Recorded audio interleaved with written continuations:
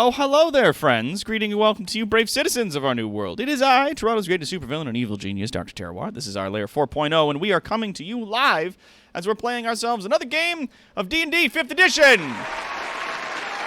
Chronicles of Autometh. Hello.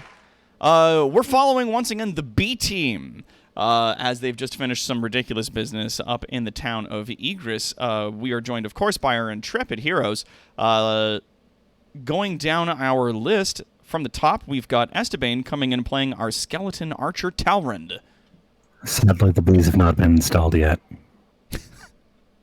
And, of course, we've got Rainer coming in playing our dragonborn sorcerer Drakiar. Nothing to say right now. That's okay. And we've got Keldaka Gray coming in playing our kobold cleric Sneck. Are we getting paid for this one, or are we paying for getting to do this one? And, of course, we've got Alloy coming in to play, or rather, Quad playing Alloy, our Warforged warrior. Please let this be a normal D&D session. With the doc? No way! Are they Fuck! Cruising on down Main Street. And we've also got Palanthier coming in playing our Air Genasi rogue Caleb. Let's see if I actually died today. I nearly did last time, and oh yeah, PTSD. And last but certainly not least, we've got an NB Rex playing Piffles, our goblin bard. Yeah. No, don't say that. Shit. No, No. stop, Damn it. stop, quit. Now, I'm still recovering from the second shot of my vaccine, so my body hates me not a ready. little bit today. It is very not ready. But I'm going to see what it is that I can do as we go along. When last we left our intrepid heroes, they had made their way into the town of Igris, here on the map. They were accepted in secret by a local adventurer under the name of Iron Shaw, part of the Shaw spy network. Brought into the cellar of a local tavern, they were then escorted by an eccentric individual through the night to his estate, which seemed to have been overtaken by some ridiculous bullshit, hauntings, as he was saying. Also, I'm sorry, thank did you say eccentric? Well, yeah, that's a word for it. Thank you, Rainer, for the subscription. Well, It's that time of don't the you month. mean smashing? Well, yes, but also, yeah. Well, yeah, he is. So Sorry. yeah, after you guys had managed to sort of find a relic that he had come into contact with recently in the woods from a destroyed temple, you guys managed to smash the artifact and make your way back to the cellar before day's dawn, getting yourselves in a long rest and being moved up to level 7. Hold on, we got a sound for that. Yeah, level 7. And Grace Tavern has resubbed Prime for 29 months. Thank you. I swear I thought it was less than this. Yeah, well, thank you, though. Thank you for the subscription. The entire B team going to resubscribe today. Subscription. One can only Mine hope. already went through at the end at the beginning of the month. Mm-hmm.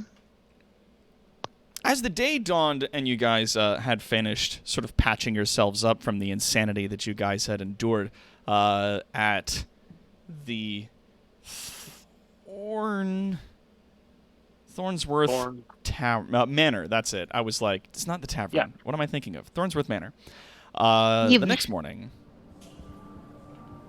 as the tavern opens up to begin serving its earlier patrons, including guards who are on the night shift and people who have a drinking problem, you are once again joined by Iron Shaw, who has made her way down. I did move you guys to that location, did I not? Yes, yeah, the flares have Yeah. been moved to that. I don't know why.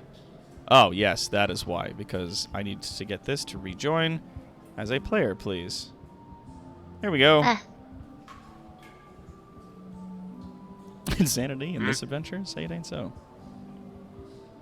Fuck. Come on, buddy. Well, there we never. go. Da-da-da-da. There we are. Bam. Uh. So the usual sounds of the tavern make their way by above you, and then Iron Shaw once again makes her way into the basement of this establishment with the Nathaniel Thornsworth in tow. She is carrying with her, begrudgingly, a large chest, and places it down on one of the tables. Thornsworth then turns to the rest of the party and says, "Right, so, it is to my understanding that you've been successful in last night's goings-on, yes? I did a cursory examination of our place and found not a thing out of order, and I must say, I'm quite impressed with your work." Yes, we did manage to remove the taint before it got too heavy set.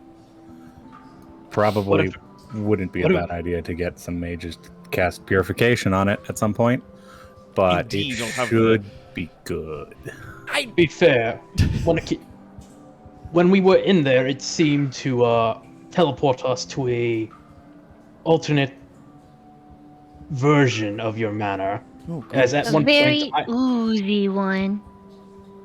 at one point, I had cast a fireball spell, causing some damage to a room. Oh, But goodness.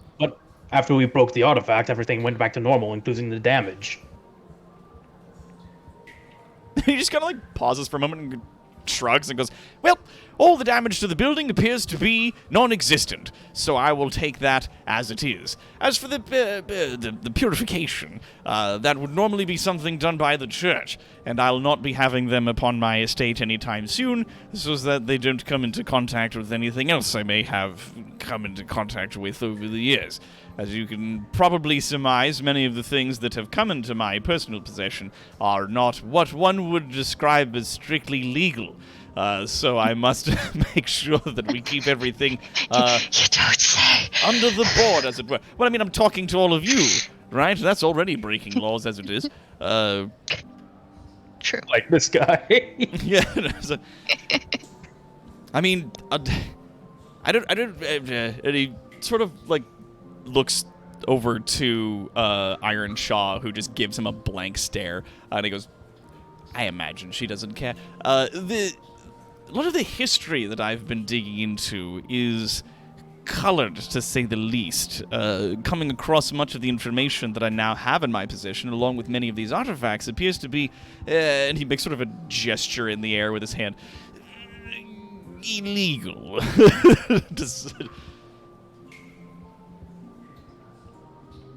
The Empire for you. They tend to make a lot of things illegal that really shouldn't be. Well, history is written by the victors, as it were. One can imagine that there's a great many secrets that the Empire would like forgotten, as they feel the new folks would just like to live peaceably in their homes without understanding all of the things that had to be done to bring about the peace that we now enjoy. It is, as some say, the human superpower to forget. Because if we could remember all of the things that have happened throughout history, then we would wage no wars, and we would have no children. Fair. They do seem to be starting to struggle under the weight of pretending things don't exist. Well, only so much can be done. I mean, the records that I've managed to procure have said that at the very least, the corruption that is taking place in the monstrous wastes to the north was caused by the Empire. Same with the wastes to the south and east. And same again for the Sunken Kingdom to the south and west. That much of the corruption that exists on this continent was brought about by members of the Empire itself. And to that, Shaw speaks up and says that is the very reason why the members of our adventuring party went underground as the Shaw Network. Each of us taking a town to watch over.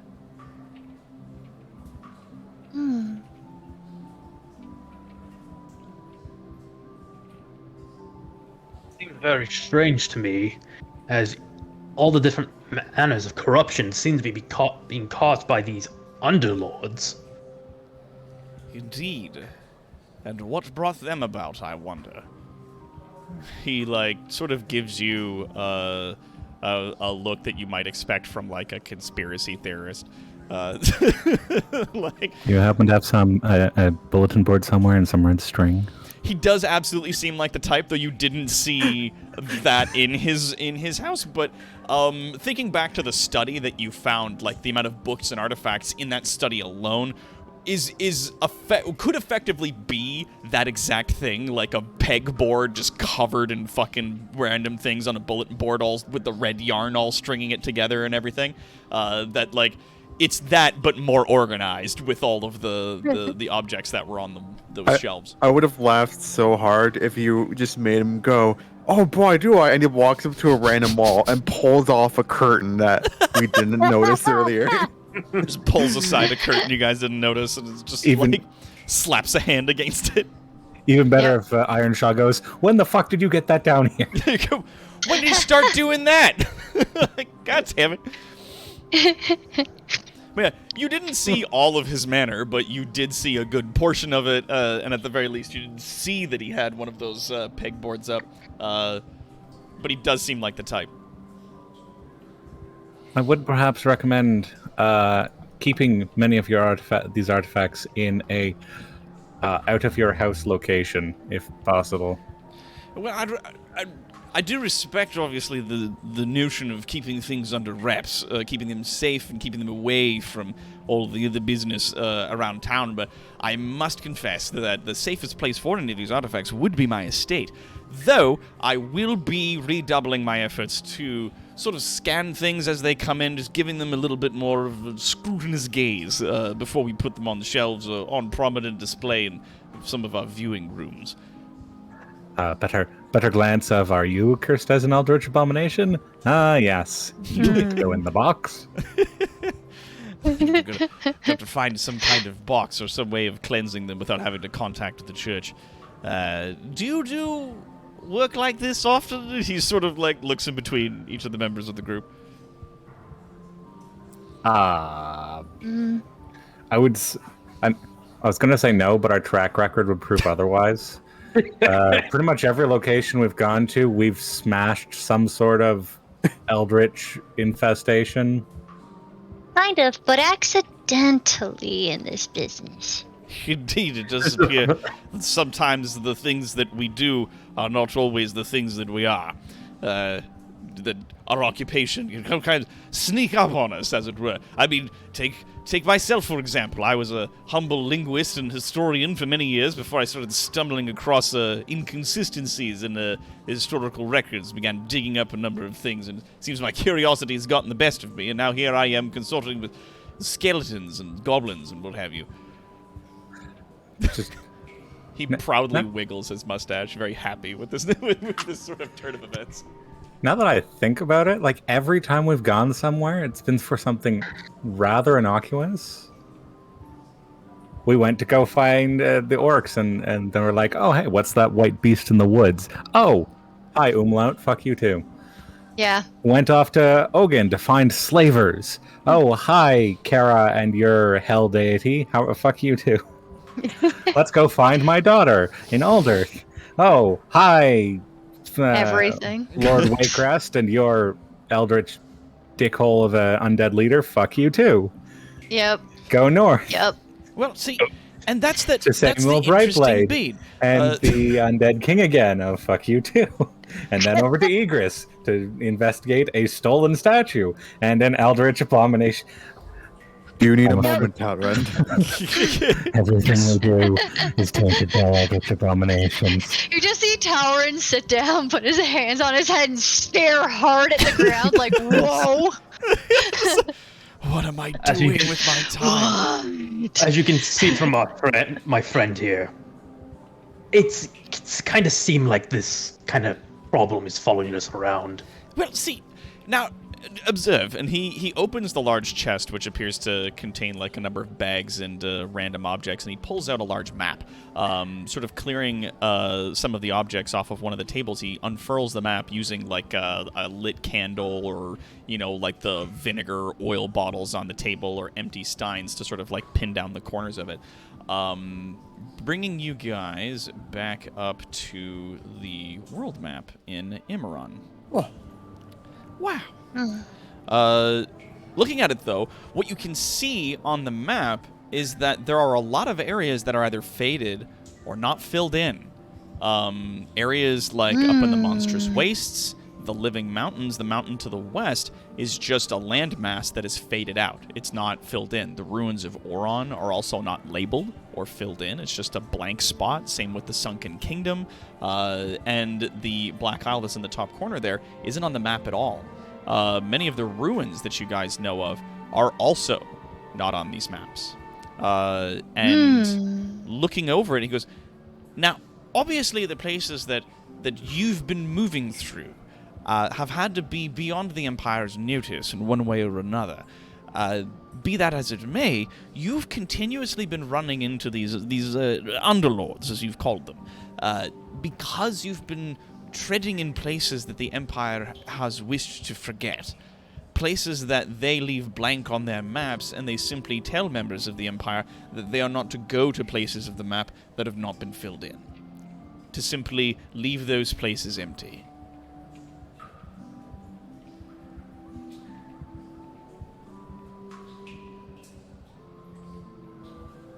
Well, that makes a lot of sense. So the reason I think why you've been running into these entities as often as you have been is because they exist within the blank spaces, the blind spots of the Empire of Beraldin. Now here, and he taps his finger down on the town of Willow that's listed there. This is a town that has been relatively recently destroyed. It is still on the maps. Like, this map is somewhat old. It's about a century or two. So this town here, and he taps against Willow, was in existence, but now if you go to any of the historians, anyone within the Empire, and you ask them of the town that is east of its capital, of Willow, they'll tell you that no such town exists. That the only places that they acknowledge as being within existence of their continent are these places that they've labeled here. That a lot of information is being withheld in its own regard. Now, you've been moving through these spaces that we are not allowed to know about. I would like to, if you'll excuse my vernacular, pick your brains about some of these areas here, and some of the adventures that you've been on. If you could, spare no detail as much as you're comfortable, that'll allow me to sort of make adjustments to fill in the spaces here.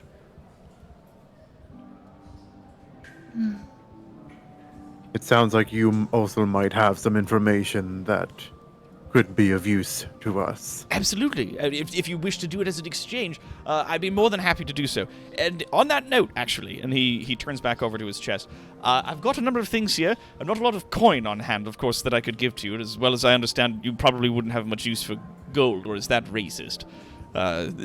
He's like, looks again to Iron Shaw, and Iron Shaw just shrugs back at him. And he goes, I don't understand if you trade in metal coins, or if you do so with and he sort of gestures at the air, bugs or something. I don't exactly know. We still use metal currency. We do use metal currency, though there are some people who would also appreciate trading in bugs. Everyone turns to piff. Wait. Well, how much would you accept somebody paying you in a whole bag full of bugs for your daggers or things like that? What? So I wasn't paying attention for a second there. What happened?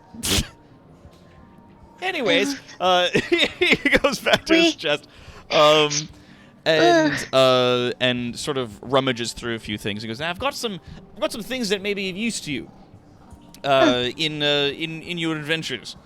Let's see here. We've got one of these, and he pulls out a little bag.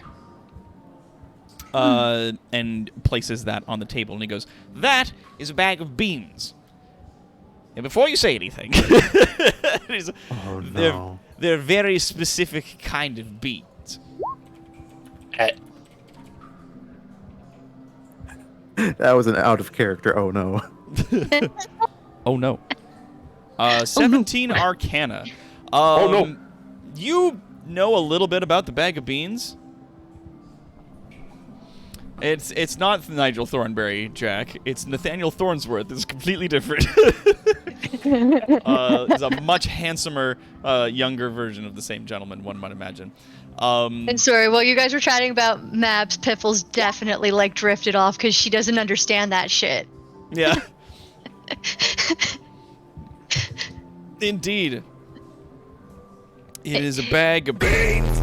On the table here, he goes, a number of things have happened with a few of the beans that I've found here. Gave me a spoop.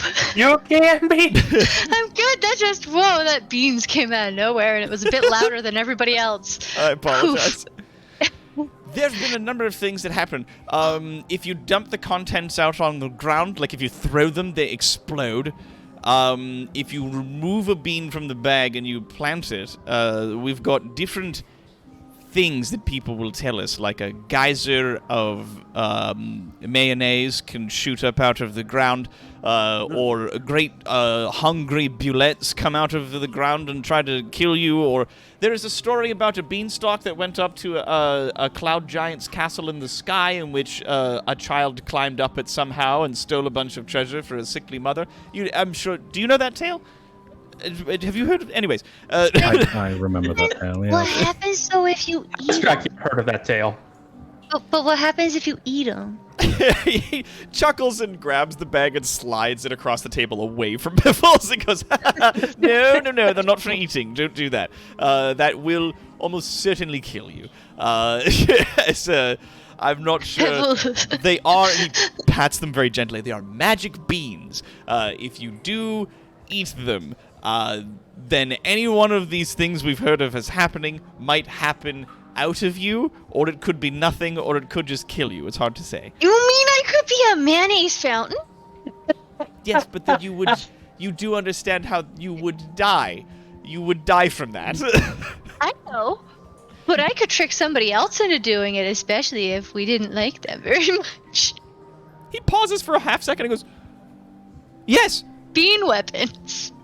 I suppose you could trick someone into eating these. They're very hard and small, but yes, no, I imagine, yes, you could hide it in the porridge.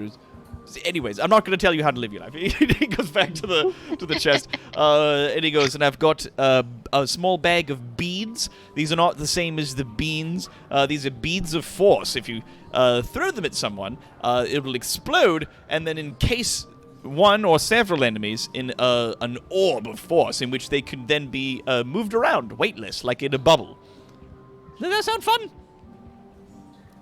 He just looks to the That group. sound quite useful and fun. He's kind of like waiting for a like ooh from like anyone, and he's just like, anyway. Talon's eyes flare and are excited. Dracula's lost in thought and ideas that he could use these for. Yes. Piffle was imagining turning people into mayo fountains. I found this little bag with dust in it, that if you throw it upon yourself, it will actually turn you invisible. It could be used upon multiple people at a time. The dust of disappearance. I imagine that you may find use in this, whatever it is that you're getting up to in the Everyone agrees that. I already have invisibility. I believe everyone can agree the bag of dust goes to Alloy. The dust of disappearance. Indeed, it turns you invisible for 2d4 minutes. Dope. I'm adding all of these to the party loot.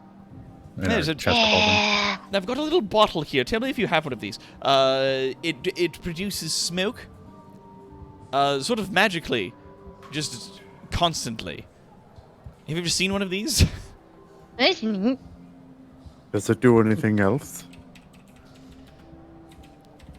he's like, just like pauses at that. And he's like, tough crowd. All right. No, it No. doesn't. It just makes smoke. It just. Shaman has something like that. Yes, when you remove this cork, a cloud of thick smoke pours out. It fills roughly a 60-foot radius from the bottle, and the area is heavily obscured. Very good for making an escape, one would imagine. I was grabbing things that I felt like your party could make of use.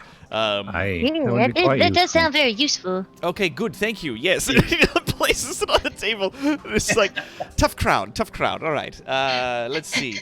Don't get us wrong. We certainly appreciate all this. It's an ever-smoking bottle. Does it do anything else? Well, no, but like it's impressive, isn't it? Like, goodness, like you guys. Obviously, all of this stuff is like deeply impressive to peasants that like live in the town that he's from. So like all of this is jaw-dropping nonsense. Whereas like you come from a magical kingdom ruled by a lich, so like a lot of this is like okay, nods like a little bit like Ever smoke bottles, like Shaman probably makes those. Come on. Yeah, like Something sort of like I can throw magical fireballs Hadouken style and blow up a 20-foot radius. Does he have was any of trying the to- fluid that I can put in my bagpipes? Because that would be impressive. God damn it. Alois is constantly trying to find like a combat usage for any of these. It's like, how can I hurt someone with this? Also, you How are can I a maim my magical enemies? walking suit of armor, so a bottle that makes smoke is like not the biggest deal. it's a little bit of the like, oh, you have a bottle that makes smoke. He can make other people breathe fire.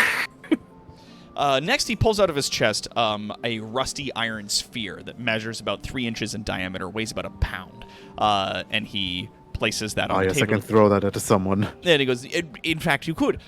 This is the Iron Bands of Bilaro. It's a magical item that if you throw it against somebody, it'll spring open into multiple iron fastenings that then affix themselves around an enemy and restrain them. So it's a bondage bomb. He like Very good raises for both stopping his people eyebrows from and a running little bit of away. his mustache and looks at Piffles. He goes, yes, I suppose you could say that it is that. Sorry, iron bands of what? Bilaro. Bilaro.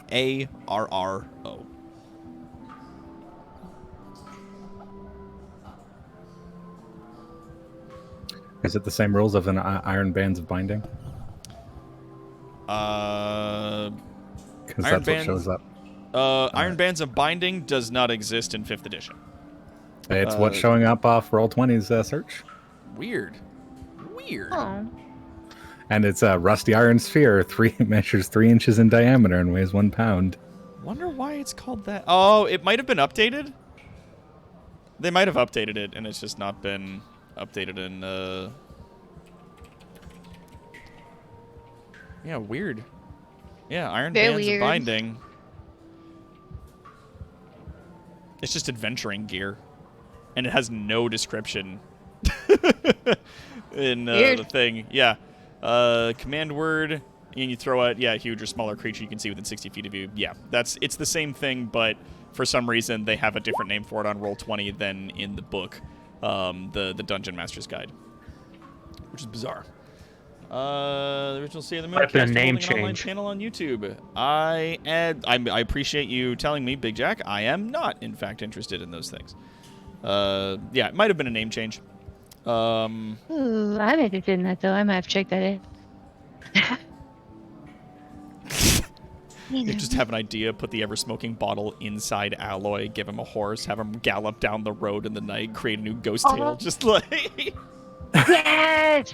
just make ghost stories. Just haunt the fuck out of people. Oh, this place is haunted. We could just put it in Talrin's chest. He has freaking flames for eyes. He'd basically be like the headless horseman. Just constantly leaking smoke from any gap in my armor and face. It's an illusion to put more hell flames on everywhere around his body. I was gonna say, put it into fucking Talrand. because he's got space in his chest cavity. He can just like uncork it Well, and jam it exactly. in there, and now That's it's what I'm like a fucking saying. smoking skeleton running through the streets with like Yep. fire in his eye. Good lord. That's what I was saying. Yeah. God. That's a nightmare. That is literally what Envy was just suggesting. Yeah. I was Yeah. just going on Rainer's suggestion in the chat to do it with Alloy, but yeah, doing it with Talrand Yeah. would also That's make what I was for saying. a ridiculous fucking thing. Nightmare fuel. Then get Rainer to be running, then get Dragir to be running around with, fuck, metamagic or not metamagic. The spell that Minor illusion. Let's. I can. They could just polymorph into a dino. I was about to say I can. Rip people. Yeah, but no things to make like booming voice and whatnot. Yeah. Oh, prestidigitation or thaumaturgy. Ah. That's it. Or minor illusion. Alright. Yeah, that could work. Anyway, We ever need to get let's a town to go. evacuate in a hurry. after that he goes, Ed, the last I've got here is a lantern. And he pulls out a small metal lantern that on the front of it, where the adjustable hole where the light comes out, is in the shape of an eye. He says, "This, if you shine it upon those who have rendered themselves invisible, will make them visible again to you." That's handy. Oh god, it's like at this point, Dracula would be thinking of using this on Bromo Nubs, not knowing that the A team has already dealt with him. It's, well, I mean, yeah. And so, yeah, this is the Lantern of Revealing. And he goes, right, so I feel like this is what would conclude to be ample compensation for the services rendered. How do we feel about this? This is these will be quite useful for us. I very much appreciate it. Perfect! And he claps his hands together. Right. So, if you have the day, I'm sure you don't want to try to leave town during the daytime, as well as there is a regiment of troops that were on their way just entering the town's edges at this point, so getting out of town is going to be a little bit of an issue. I don't know how long the regiment is going to be staying in town. Iron Shaw again shrugs her shoulders and shakes her head a bit. Says, I don't know. They're just on patrol. They've made their way in, and they're going to be here for however long their orders tell them to be here. Streets are going to be rather thick with them, as it seems. So we'd like to, if at all possible, keep things under the table, if that idiom makes any sense to you. You I don't could want to try to fit under the table.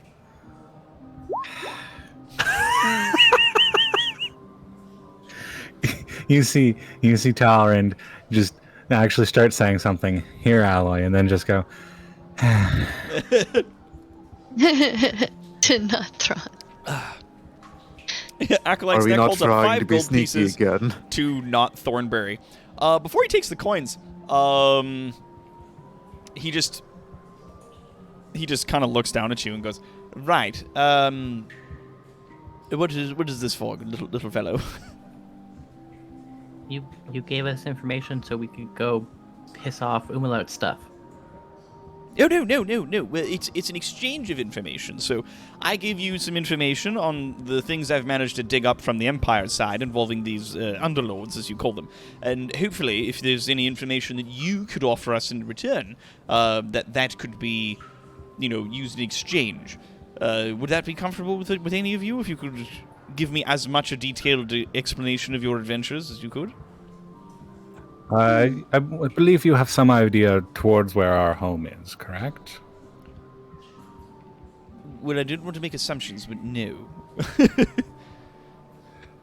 I feel like we would be willing to share a lot of information up to and including probably the woods. But beyond that into the wastes, we do not want to share, as our home is to the north and would prefer no chance of its location slipping into the hands of as many people as possible, really. Indeed.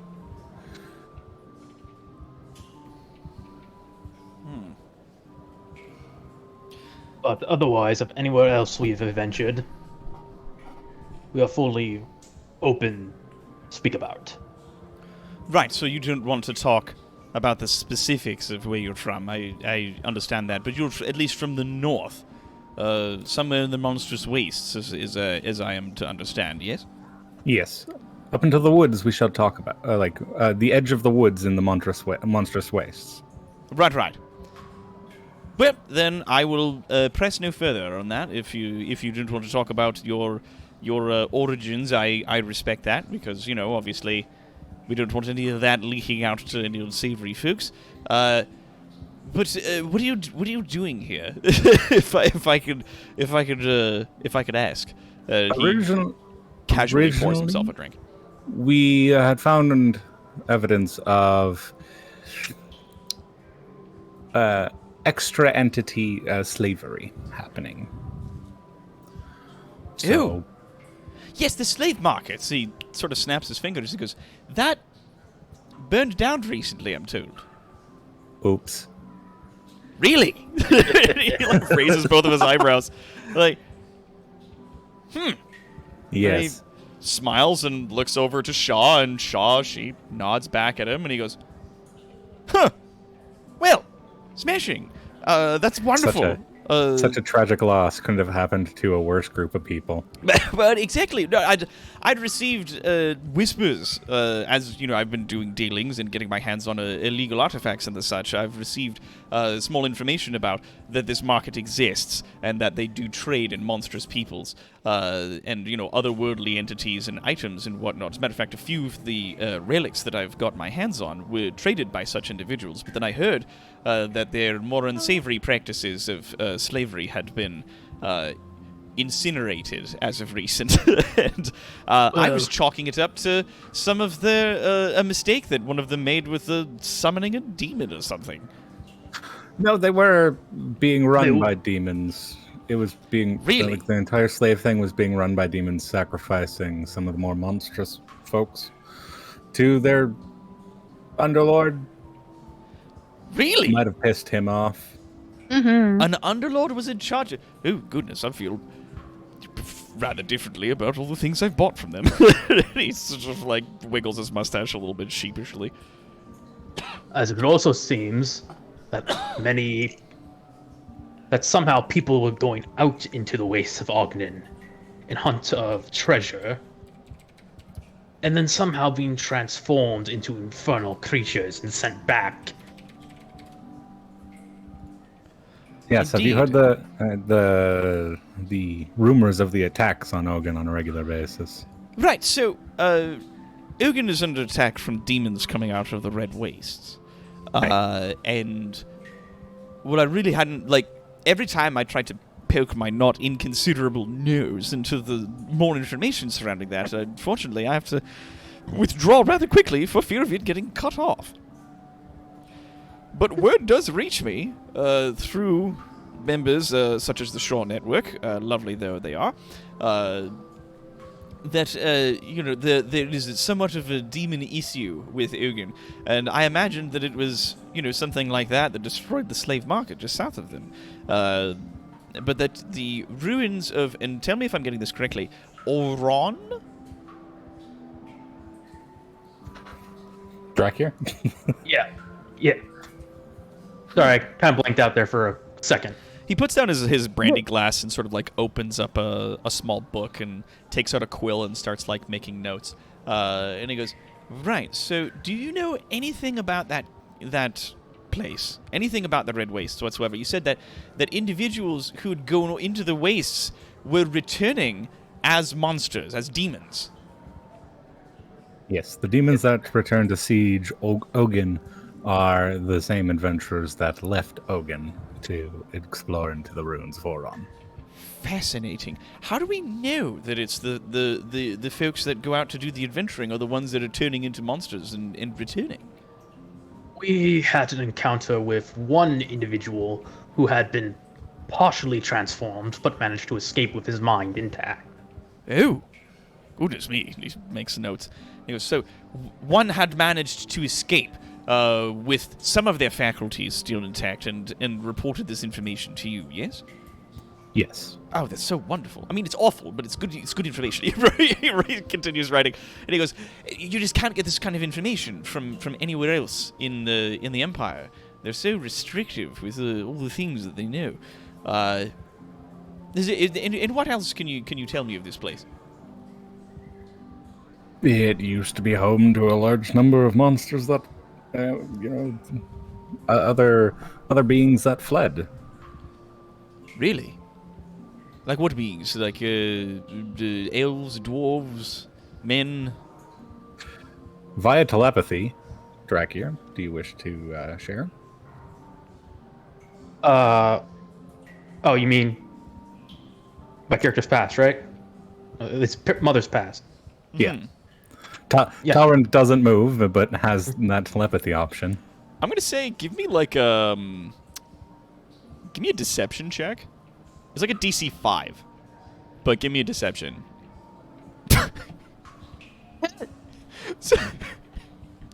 Woof. So he's doing like an insight to see, because he's like, do you know anything else about that place? And Talrand doesn't say anything, but he does look at Drakiar. I tried to give it like the lowest DC I could with like a DC 5. I just needed to not turn my head. Yeah, But- like you don't even like necessarily turn your head, but like your eyes maybe, like the flames in your eyes like drift over a little bit. And Nathaniel then like looks over to Drakiar and then looks back to Talrand and goes, "Really? Dragons? Like dragons or dragon folk? Like dragon folk?" As far as we're aware, dragon foe. I've had an encounter with a statue that we've made aware was previously in your possession of a red dragon with the word Oron written beneath it. Yes, I did come into possession of such a thing, though it was absconded from my estate some time after. And as we've discussed, I believe that it was the work of this gentleman here. And he sort of like points the end of his quill at Caleb. He doesn't seem bothered by the notion. He's just like, I mean, truth be told, I paid good money for it, but it was stolen from another culture, and so it makes perfect sense that it might be stolen again sometime after. Though I'm glad that it somewhat got back into the hands of those who potentially the culture that made it. Yes. Yes. Well, good enough. He makes another note. He goes, "So there were dragons, or just the folk down there, or perhaps both?" I myself am not too aware, but I'm starting to believe that my mother, a red dragonborn, may have hailed from the region. Indeed, some of the legends that speak of the Red Wastes talk about great dragons that once lived there, and then in order to sort of commune with the other mortal races that lived in that space, they transformed themselves into people. Some of them even marrying and producing dragonborn as their offspring. Sort of half dragon, half men kind of mix. Though that is just, I imagine, it's either something that did happen or it's more human history propaganda that's being spread around. Hard to say. None of it's verifiable, but here I am looking at one of you, and here you are, live as you are. Look at this. I myself have. It is the main reason that I myself have joined this team up to search the continent. Fascinating. So Is I am myself trying to find out exactly what the past of my people were, as much of it has been lost. Indeed. Such as it is. Well, I hope that if you do make your way back to the Red Waste, that you are able to find more information about that, and you are indeed capable of perhaps one day sharing that information with me.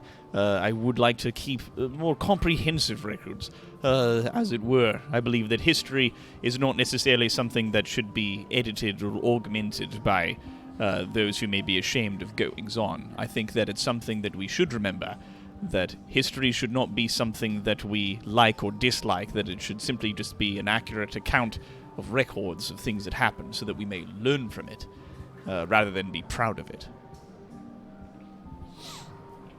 A very admirable perception on history. Indeed, I'm glad that I at least have these perceptions, and it's unfortunate that few others share such notions. And I am fortunate that I have an estate that allows me to have these opinions. If I was, a less financially inclined individual, then I might not be in such a way of being able to speak about these things. But here we are. Oh, Neri, why do you think there are so many half races from humans? Humans, will pack bond with just about anything, so... Yeah, pretty much. We imprint very easy. We imprint super easy on anything, Yeah. which is why I would imagine that if there were, dragons disguising themselves as people and elves and dwarves and orcs, that humans absolutely would go and pair up with those people, but, orcs and elves, or dwarves and elves, or dragons and orcs wouldn't necessarily pair quite as easily as humans would, because humans are very much an everyman. As it has once been said, if you put 3 humans in a room, there'll be 12 opinions between them. So... Also cases but dragons and humans have one thing in common. They both have the mind of, I'm going to go fuck that. Well, yeah, Mr. Classic Magic, as Iron Shaw, the woman that's there with the group, has mentioned previously, that her mother was a giant and her father was very brave or stupid. It's hard to tell. So she is a half giant by that nature, standing nearly 8.5 feet tall. Let it bigums. I think one of my favorite jokes about RPG adventures is, the king, sends the hero on the quest, and the hero comes back, and the king goes, "I said slay the dragon, not lay the dragon." He's come back with a small child and a dragon woman.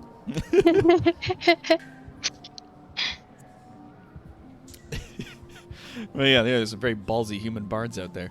But yes, and so, yeah, so he goes, right, and so, you said you've also run into a skeleton king? Oh, yes, we're pretty sure the Sunken Kingdom is wholly under the control of a very heretical and counter undead skeleton king. Heretical? You see the lights in my eyes? Yes. I am a spirit that has been given locomotion within my former shell. I have my own free will and no restraints upon it. Sorry, you're saying that there's a difference between the undead who have lights and those who don't? Yes. Oh, goodness. And he starts, writing down. If you describe to him sort of, how that works, he absolutely takes, full notes on that. And then says, right, and so you've been to the Sunken Kingdom? No, we've ran into his agents in Alderth. Agents? He employs a large number of greater undead, or vampires. See, now, I always imagined that there was vampires in Old Earth. I couldn't imagine that the architecture would just look like that and someone there wouldn't be a vampire, right? It is also... So, I'm glad my suspicions were correct, at least in this regard. And he sort of, makes a few more notes. He goes, and you had a run-in with them, and it was not fortuitous for you. You were opposed to one another, yes?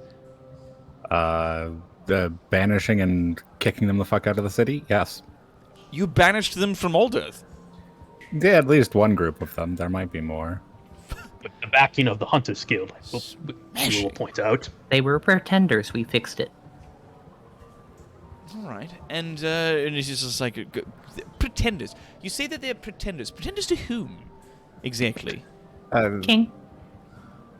Our friend here is a devout follower of our underlord, so much that he can wield the powers of them, wield powers as a result of his devotion. And I would imagine, with you standing here and being about that, your king that you speak of is another such entity, or would you say he's different from these other things that we're dealing with? King is king. The rest are just pretenders. He would describe himself as an underlord, yes. All right. But unlike the other underlords, he has no desire for conquest of the land. Hmm. At this point, we have not He's seen just him. He generally wishes for a safe place for all of our peoples. So I cannot- strange. I cannot say that he does not hold a grudge against the Empire. All right. Who doesn't? He Fair has- point. he does not like many of the Empire. But That, I we would have imagine, is fair. on a regular occasion, we have been able to concur that it does not matter what beings are innocent, but we should protect them. Indeed. And so this Skeleton King is sort of standing in opposition to your king. And so if did he create you? And he sort of like gestures to Talron. It's like, I believe you mentioned something like that earlier, but I just want to confirm. He did give me a second chance. So I was, as you can probably guess, once a human within the Empire. Fascinating. Century past.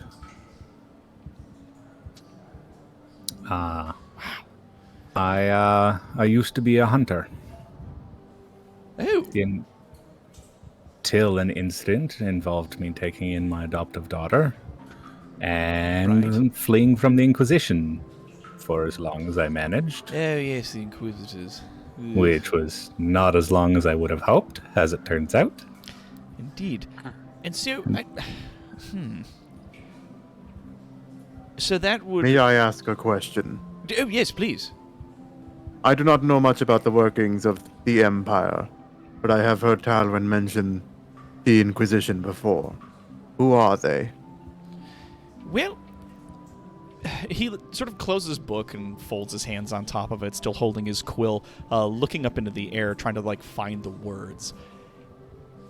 It depends on who you ask. If you ask me, I think they're a bunch of religious zealots who have taken the followings and teachings of their religion too far. That they prosecute and execute for the fun of it, rather than to keep people safe. Now, does their overzealous nature impress upon the citizenry the importance of obedience? Yes.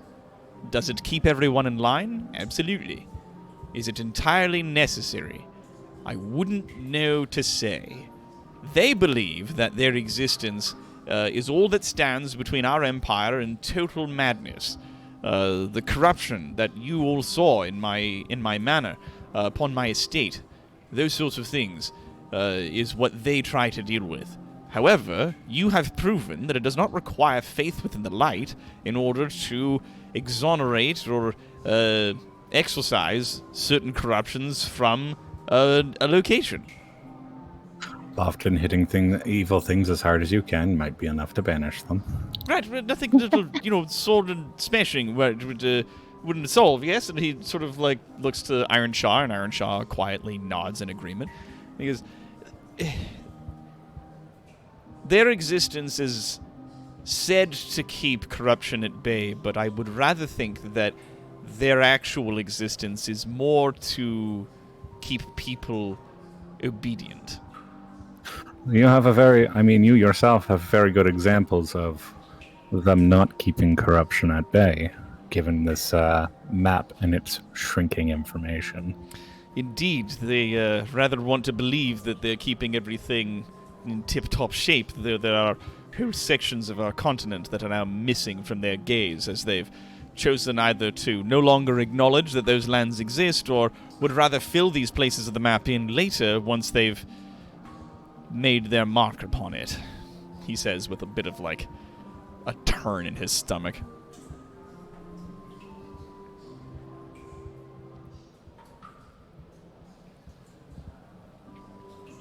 Yeah. Sorry, I just want to finish my notes here. So the entity that you serve, your king, has sent you here to the surface for whatever your purpose is. I won't ask if you didn't want to tell. But he is of, at the very least, of a magical nature, yes? Yeah. Yes? To create such sophisticated undead, such intelligent undead, would require him to be a necromancer of some sort. He is, at the very least, one of the greatest liches that has ever been born in the world. A lich? But he keeps the company of the living. And he kind of looks between the three living members of your party. Four, technically. We do not know all of his own history. It is even a closely guarded secret within the realms. Yes. But he has always stood by diversity and free will as his standpoints. Yeah. I would also like to point out, one does not need to be a necromancer to raise the dead. No, of course not, but one would assume that creating such sophisticated and intelligent undead requires at the very least a focus in necromancy, usually. But the entities that are being served may have abilities to beyond a particular focus or a scope. All right, and now the relic that I had got my hands on that had caused my estate to become haunted, as it were, I received from Stowport. It was traded to me by a fellow who said he got it from an island far to the north and east, an island that is not on this map. Is this island on the map that we know? What was it? Is this the Black Isle? Do we know It is this indeed island? the Black Isle. There is at least two islands actually off the coast of Immeron, but only one is to the north, being the Black Isle. We have our own map, correct? You do. Well, then I'm going to pull out our group's map. We were not pulling that out because we were not showing off the monstrous wastes. Yeah. All right, never mind. Sorry. That's okay. No, like Drakiar like goes, it's like, well, and goes take out the map, and Talon's like, nope. I thought the monstrous wastes were still on his map, just faded out. No, like the top of the continent is drawn around, but the space that is the monstrous wastes is left blank. Okay. And like the islands are drawn on, but not labeled, and they're left empty. So we mark that it's known to us as the Black Isle. Right. And do you know anything about the entity that caused the corruption that came out of this this obelisk, this totem that I had gotten from there? It did not, thus far, it did not match any of the motifs of the other entities we've come across, and they seem to all have their own shtick. Mind if I jump in here for a quick sec? Certainly, yes. I know for certain you didn't this is Palanthir. Yeah, this is just all out of character. Yeah. The entire time that you guys have been talking, Caleb's had his hood up and has just been sitting quietly in his seat, just sort of processing everything that he's been through, like, you know, him dying and seeing what he saw. As soon as that totem was brought up, he starts to breathe a little bit heavily. He's having a very mild panic attack at the sheer mention of it. Or at least that's how I would like to play it out. Yeah, no. If you want to try to keep it under wraps, like if you're trying to keep a straight face, then either like roll me a deception or a will save. Let's go deception. Yeah, try to roll me a deception check. Okay. Yeah. As he kind of scans the group, asking about if anybody knows of the entity, from where he got the where you guys like, you know, the entity that may have created it or been responsible for the corruption, he does like clock Caleb just a little bit with his eyes. His eyes like lock onto him for a moment, but he remains silent and doesn't seem to react and moves to looking to the rest of the group. I will hydrate. As far as I am aware, when I scan the magical energy present within Overyear Manor, it seemed to match that of the Underlord known as Umlaut.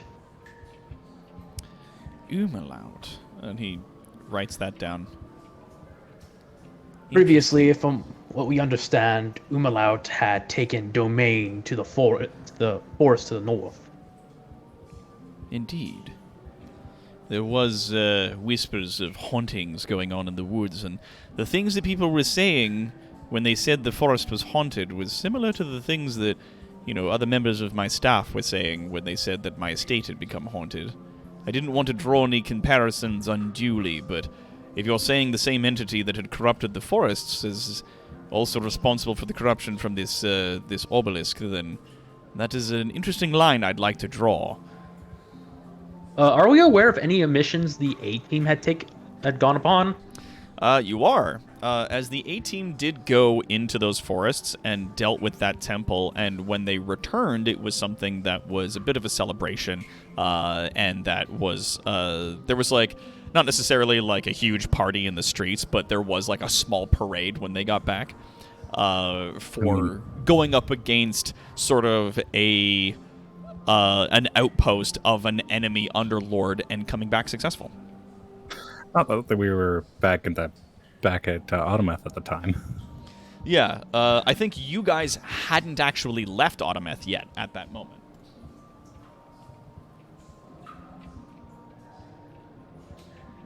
This timeline is so confusing. Yeah. I'd say, like, Yeah, when they got back from that, then they left on their second mission, and shortly after that, you guys also left. Yeah, I think at that point in time, we had been back from our very first mission, the one where we recruited Bodak, and we had not yet set out for this current mission. Yeah, so you guys would know about that particular outing that they went on. Yeah, I was about to say we did go out while Umlaut was still in the forest, because we had that dream, and then we came back, and then when we went out again, he was gone. I think it was a surprise to us, so it might have happened just after we left. Yes, because you guys did run into that corruption while you were in the woods. Either way, you have been back since, and you guys know of this particular outing that they were on. Word of it made its way around to you, we'll say, when you returned. We were made aware of Umlaut. Interesting. Another of our parties had a face-off with him that was in our favor. Ew. There are And more like- groups of your kingdom making their way around? There are a couple groups, yes. Oh, goodness. Most of them don't come this far south. Most of them are just gathering resources. But there is one other group who go on missions. Interesting. Well, I would hope, at the very least, that all of your excursions through the Empire are amicable and have little innocent casualties. I hope so, too. Right, now... I've never met the other team, but I might be aware that's less of definitely something that needs to be... At this point, he sort of goes through each of the members of the party, asking questions about their person. Like with Raynor, asking about his draconic heritage and like anything that he feels comfortable sharing. And I'm just going to go through each of the characters and see like what they would be okay with sharing to Nathaniel and the records that he's keeping. So we'll start with Raynor. He goes to you and asks just like quickly if there's anything that you would want to talk about, or if there's any information you'd be willing to give about the Draconic people.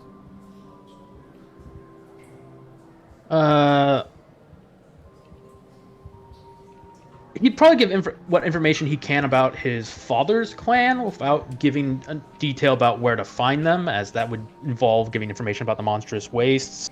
Mm-hmm.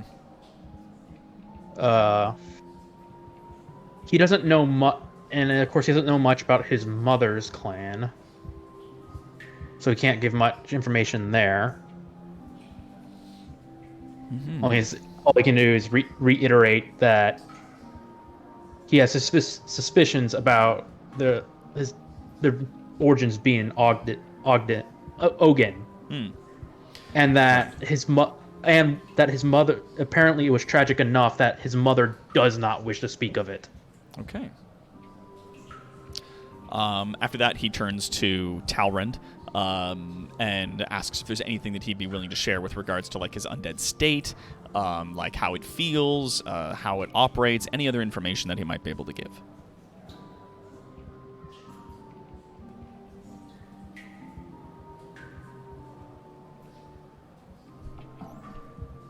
Esteban? Sorry, say again? Yep. I was like, I think he might be AFK. He turns to Talrand and he asks him if there's any information he'd like to share about his undead state and like how that works and how that came about. Just any personal info and like how much he remembers from his previous life and stuff like that. I remember most of my previous life. Some of my memories come to me in moderate halting, from what I understand.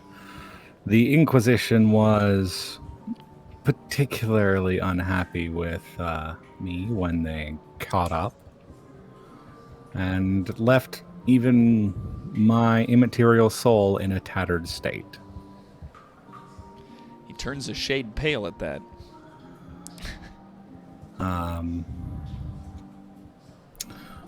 I know not how long our king worked on patching it back together, but I know it's left its mark upon me, without question. Mm. I was and still am a member of the Hunters Guild, taking care of the things that pose a threat to innocence. Right. He, as you sort of describe this stuff and give him whatever details you like, he'll fill that into the book. And after that, he turns to Sneck. And asks Sneck if there's anything that he'd like to share, any information that he would like to share about like their king and their kingdom of like different races and how somebody like him would become so ingratiated with an entity like that to be allowed to wield such noble power. You're gonna need another book.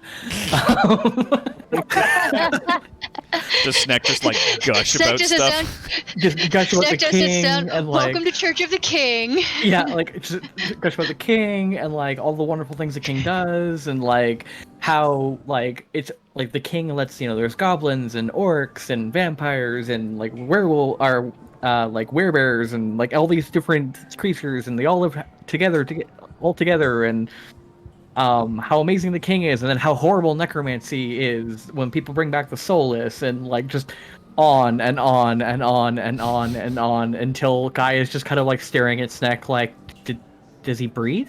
Yeah, no, he's gonna absolutely take in just like any details that you would offer. Does Sneck pull out a Bible? You Chapter 1. You think he would not have it memorized? What are you on? Well, it's very hard for If Sneck to Sneck not did give have a little to him Bible, if he it would doesn't- have Get the next day, and that's everything. 2 days Snick. later, Snick takes a Pamphlet breath. is small frickin' encyclopedia. Iron With Shaw little is just doodles of staying like there hearts completely unconscious. and things on it. Oh, Yeah, so Is man. there anything you wish to share about yourself or your kingdom that can't over pamphlet? Yeah, Yep. it's like, here you go. Following that, he would turn to Caleb and ask if there was like anything that he wanted to share. Ask about his nature as sort of being elementally touched, and if that made things difficult in a kingdom filled with monsters and the undead, or if he found himself more at home or more welcome there. Well, I'm sorry, I'm just processing through a line. He just takes a quick little swig. Okay. So, being half human in a kingdom full of monsters like orcs, goblins, dragonborn skeletons, warforged, what have you, it does have its awkward moments. Like, you feel like people are just judging you because, oh, he's half human. But we hate humans. What the hell's he doing here? And as for being elementally touched, it has some of its advantages. Interesting. Very interesting. He'll kind of like It's kind of a mixed bag. write things down. Yeah, after you guys have a chat, he'll then turn to Piffles. And he'll ask Piffles all about being a goblin and what that's like, and if there's other goblins at their home and what that's like. He's gonna tell him all about Goober and Gobbles, and she's gonna offer him some granola and be like, "We make the best granola. There are bugs in it. Bugs are great." And then she's also gonna tell him about Fibge and how Fibge is great, and he brings her all of her harmonicas. And one time he brought her these bad pipes, and she's gonna bring out the bad pipes, and she's gonna be like, "And then Shaman, he made me this napalm shit that I put in here, and then I can blow stuff up. And my hair, you see how like half of it's burned up? That's because we hang out with Shaman." She goes on about like how Shaman makes all of this stuff, and like how many times she's almost poisoned herself or lost things to the cauldron she leans too far over most of the time, and how she got this hole in her ear over here, and like she's just gonna blab on about like gobbo stuff, and she's like, yeah, and so we have furiously poor writes. impulse control, and we're usually about like pretty accident prone, but we get along pretty well because we do stuff. We're goblins. As you gush about all things goblin, Oh, and I have a frog, and she's gonna go on about Grumbus. and he's just like nodding all he does is quietly, poop all the just time. like wide-eyed, just scribbling notes in his book.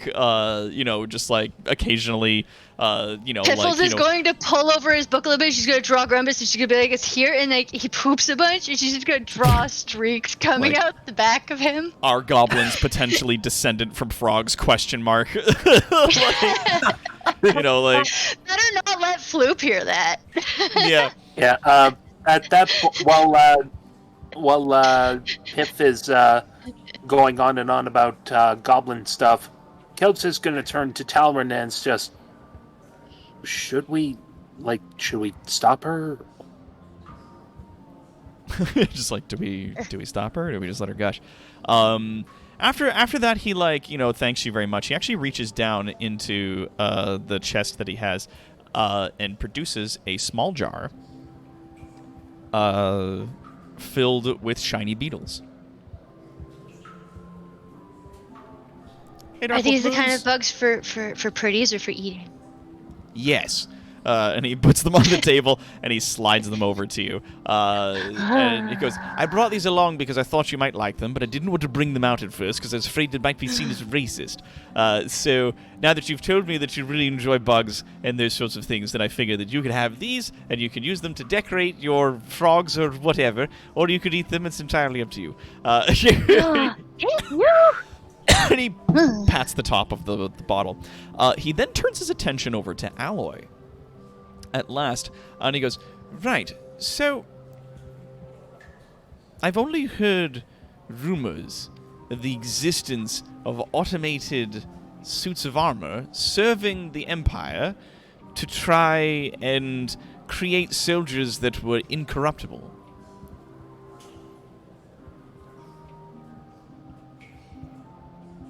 That is, for the most part, true. Unfortunately, due to my many years of deactivation, I cannot give too much information. Do you remember much from when you were alive? I remember flashes of different battles. Right. I can't remember much more than that.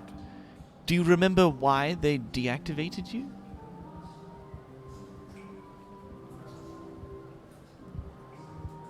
As you said, we were meant to be tireless warriors, to serve the Empire and crush its enemies.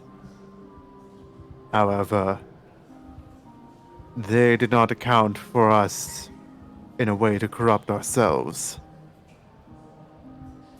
Interesting. They wanted a perfect soldier, but we gained too much of a conscience. Yes, it would seem... We realized the weight of what we were doing. Fascinating. At least some of us did. So some of you became free-willed. Yes. And you still possess this free will now. Yes. And who was it that reactivated you, if I can ask? That would have been a combined effort of the artificers back at the kingdom. Interesting. I was found in the forest by some of the scouts. And they brought you I do all not the way know how back, long eh? it took them to reactivate me. Very well. He makes another few notes. Help that reactivate Alloy. Yeah, and he says, well, the only reason that I know that some of your kind have ever existed in this kingdom is there are rumors that one of your kind remains deactivated in a warehouse somewhere in Stewport.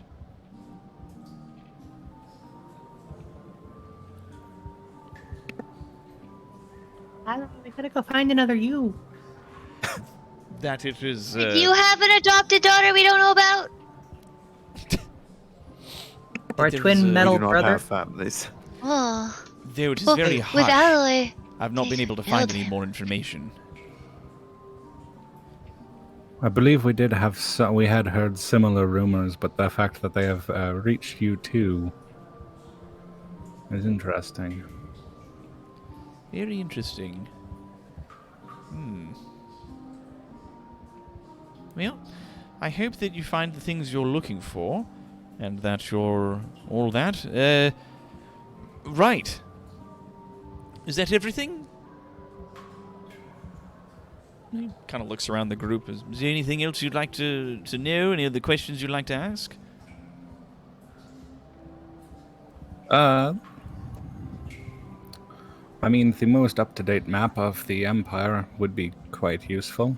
A lot of our knowledge is centuries old, and as noted by you, perhaps, by you, that the maps have been changing.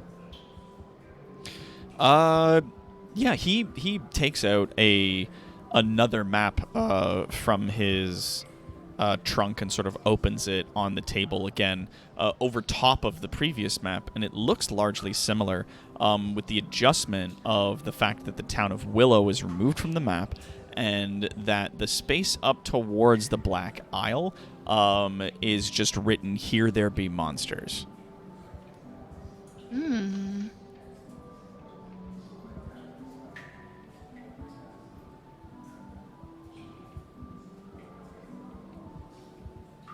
So it remains much the same. Yeah. Beyond that. Beyond that, it remains very similar. But yeah. Where the ruins of Oron is supposed to be, it is written the Red Wastes.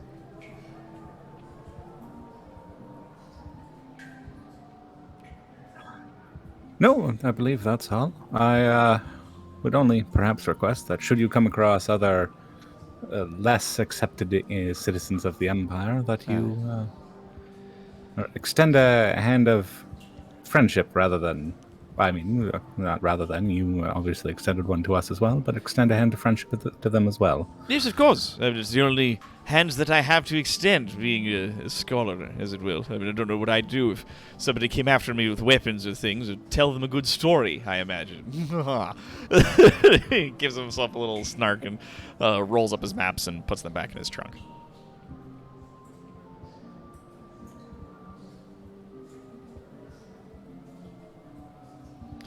That's right. I'm going to go ahead and head back to my estate. I have given Iron Shaw here some ample compensation to assist me with carrying my personal effects back home. And for that, I would say in the rest of the afternoon, you go ahead and maybe stay here until the dead of the night, and then perhaps try to make your escape. Though I don't know how successful that may be with the regiment being here, and also I worry, in addition, if they may or may not inspect this area. So I don't really have options. He sort of opens his hands a bit sheepishly.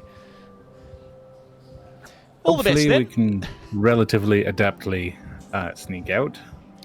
I also hope for that. Thank you. We do have some skill at that. And some invisible. You just gave us invisible stuff. We think we should be okay. And You with that, can't he, see Tom smiling, but yeah. he's gonna smile. offers you guys. He offers you all like a nice sort of like a bow and a polite gesture, and then makes his way up out of the place. You guys are now left into the cellar of this place by yourselves in the mid-afternoon.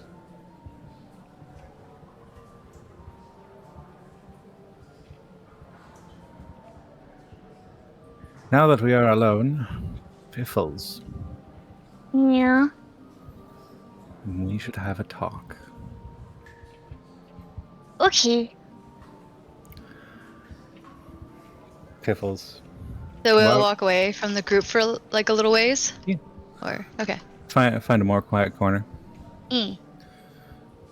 Piffles, while we were in the manor, you very nearly got us potentially killed.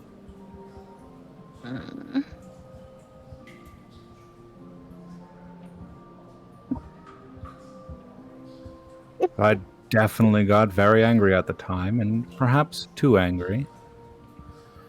But you hurt us.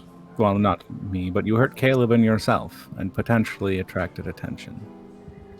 No, I didn't mean to kick you. You got picked up, but I was like, it was an infinite piano.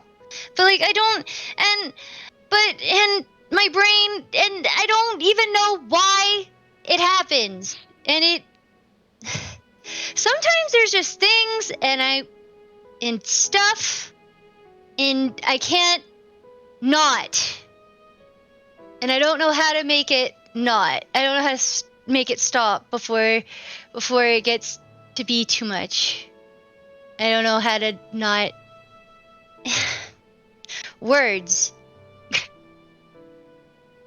I understand. I And can't. she's like balling up her fist, like she's visibly frustrated at herself. If we're kind of in the corner, and Talrand would kind of try to not be looking down at Piffles, would try to get down into her height. Mm. Piffles, you are an important member of our team. A little bit crazy, but it wouldn't be the same crazy without you. Mm.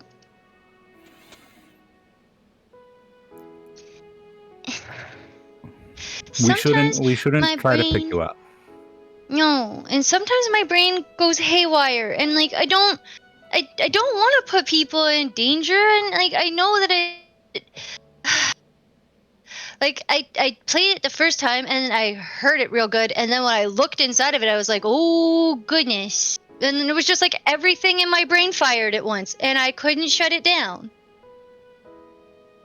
And I don't... Like, half the time I don't even mean to do the things, I just reach out and then stuff happens. We do see. And I don't want to be a danger. Maybe we could come up with a way for us to redirect your attention or keep you, help you, help cut through your brain firing all at once to. Yeah, because, like, when people pick me up, like, you imagine having your feet taken off the ground from you at any given moment is not great. Especially if you don't see somebody coming from behind, you don't know who's picking you up. Fair. I just... But also, like, I know that, like, if I'm being dangerous, something has to happen to stop the danger, but, like, also, I don't like not having my feet on the ground. Maybe, I don't know, something we could grab to just remind you. Yeah, we could do something like if you grabbed onto like my bag or something, or like my belt, like so my feet stay on the ground, but like you can grab onto me. Something that we're trying to tell you that no, not the time. Yeah, because like sometimes like people say stop or things, but like I don't necessarily hear it because we're also shouting that at other things. But like if I don't know, like whatchamacallit, like a safe word. That's what they call those, right? You see Talrin's eyes definitely do that word. I don't know. Fibs told me that thing, the ball dealie, was a bondage bomb, and now I don't know what the fuck is up. We could perhaps come up with a word. What's a word that's always gotten your imagination going? Well, one time Cooper told me about these things called heffalumps, but I don't think they're real. I don't know, because they sound like elephants, but not quite like elephants, and I don't know. Maybe if we're trying to get your attention, we can just say heffalump, and whenever you hear that, you just try to imagine what it's like. Okay, I can do that. And her eyes drift off for a second, thinking about what heffalumps look like. And she comes back. Definitely the kind of wide-eyed starry of. Just Yeah. into the mid-distance, like, what could it be? Yes. I think that could probably work. And that way we can stop you when you're getting too far into things. But without crossing the boundary of just picking you up, which is not something you're okay with. Yeah. I would appreciate that.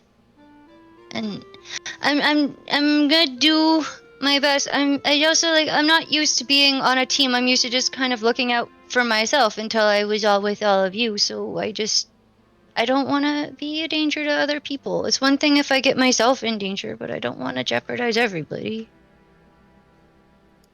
I do kind of get that. I spent a lot of my time hunting alone. So wandering through the woods with Aloy is an experience. Sneaking along with Caleb. Fighting with Drakiar and you causing explosions. It's all new to me as well.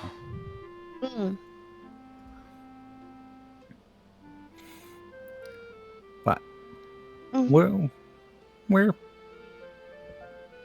a group of comrades. We'll work it out together. Yeah. Okay. Again, you can't see a skeleton smile, but that's what he's doing. Gives like a thumbs up.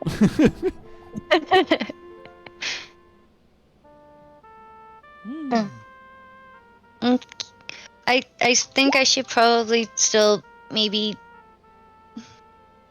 say something to the group because I hurt Caleb, and he doesn't look like he's doing too good, and I feel bad about that. They would probably appreciate that. I don't think Caleb is as a result of your actions. So he got his ass handed to him in a few different ways during that battle, and I did not help. No. But they would probably appreciate the apology. Okay. Nobody knows what Caleb saw. Like, all we saw was Caleb stab the thing and then call it good. No, to be correct, He's freaked out. Just to point out, what you saw was Caleb stab the thing, everything go good. Then next thing you know, it's fucking. Yeah. Okay. So I think we got a plan. So I'm gonna. What you Talon gonna? doesn't know things weird about Caleb's actions.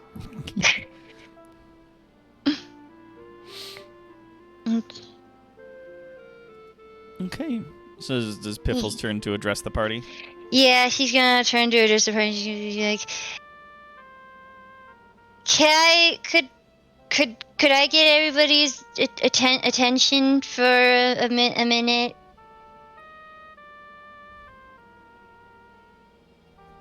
Alois has been standing in the corner looking at you guys the entire time. Just turns.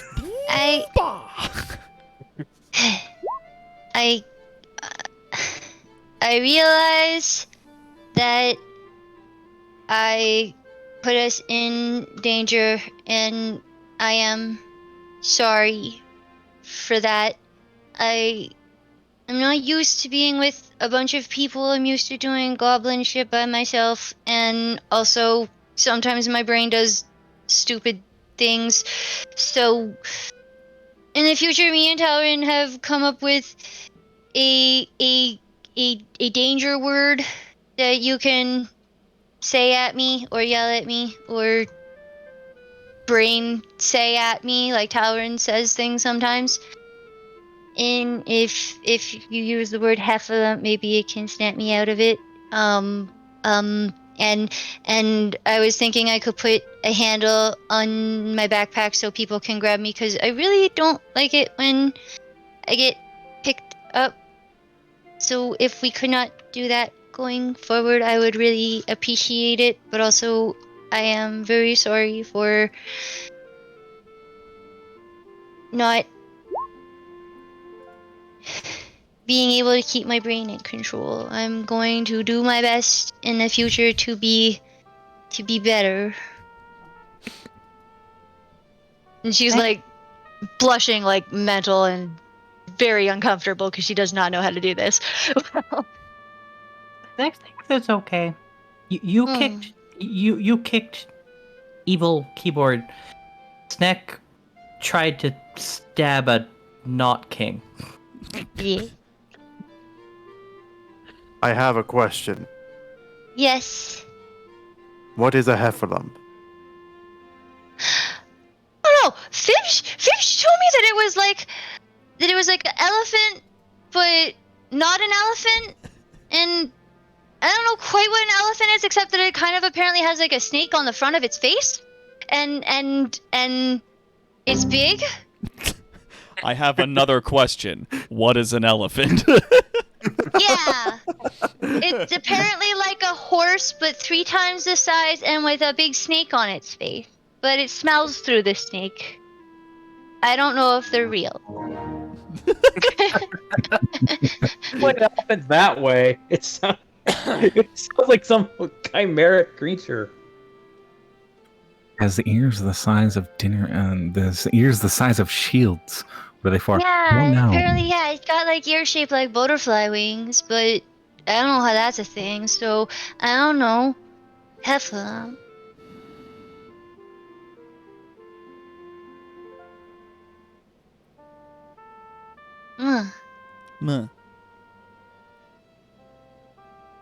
And Yeah, and I was gonna put a handle on my bag so it's easier for people to grab me, if that would work. But yeah.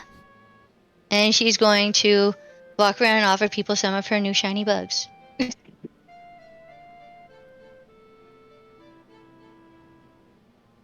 declines. Goblins apologize with bugs.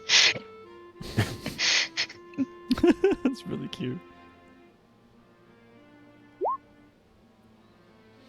Mm. So what is our plan after we manage where to are we leave the going town? I believe we were off to Stowport, were we not? I believe there Yeah. was some mention of heading into the town just east of where you guys are heading in back into Abraniel to pick up the girl that you left there in their care. And then Yes. either heading back to the kingdom or moving to Stowport. From that moment, though, in this time, I would like to pause very briefly for 5 minutes as I very badly need to use the bathroom, and then we can come back and we can run the rest of this session. How's everybody feeling so about that? Feeling Okay. good. Yes, Dope. grab a drink. I had to pee so bad. Yeah. All right, we'll be back in a second. No worries. Kazoo.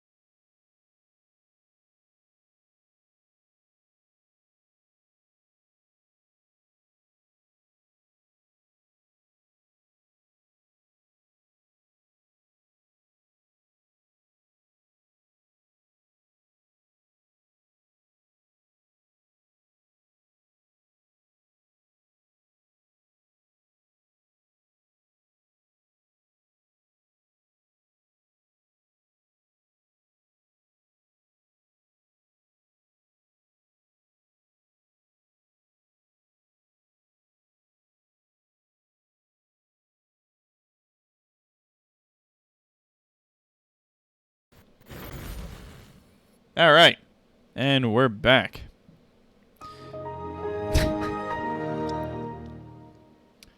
Thank you.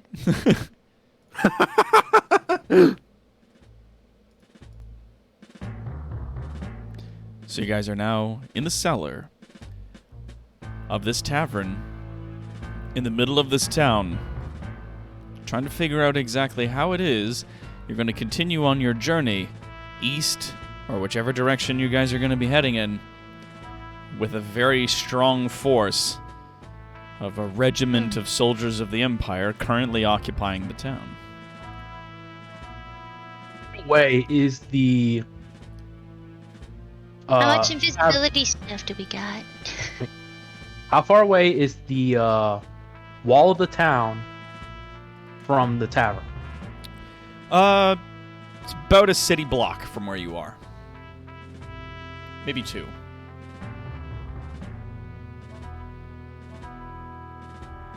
At more than 500 feet. Yes.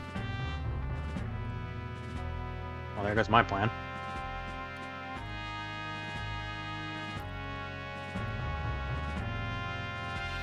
Now, you do still have with you Vampire Daughter and a place above. Carriage. A carriage, yeah. I was not immediately casting that. I was just trying to... Having a look. Open. Yeah. Yeah, you can...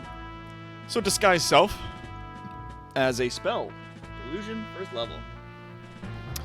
Yeah, you can seem a foot shorter for sure. You can't change your body types. You must adopt a form that is... Yeah, otherwise, this, for the extent of the illusion, is up to you. The changes wrought by this spell fail to hold up to physical inspection. For example, if you use this spell to add your hat to your outfit, objects pass through the hat, and anyone who touches it would feel nothing, etc., etc. If you use this spell to appear thinner than you are, the hand of someone who reaches out to touch you would bump into you while it was seemingly still in midair. I'll allow it. Because very typically, with illusion spells, it doesn't move with you unless the spell explicitly says so. And, like, illusion wizards have the ability to move their illusions with them as they go along. So a spell like Disguise Self is like, if you're sitting still at a table, you can make yourself look like a different person. Or if you're, like, run around the corner when a guard is chasing you and then you lean against the wall and disguise yourself to look different, then... that's its own thing. But for this particular case, I'm gonna say it's fine. I'd say the spells would move to whatever they're tied on. Casting an illusion on an object, the illusion would stay on that object. And since I'm casting an illusion on myself, it should still move. It should be disguising me. The illusion wizard ability is specifying illusions that take up an area rather than a particular person. Okay. Yeah, this is a targeted. Yeah. So it does targeted specifically illusion. target you, and I'll say yeah. Then it does move with you. Yeah. Okay. Cool.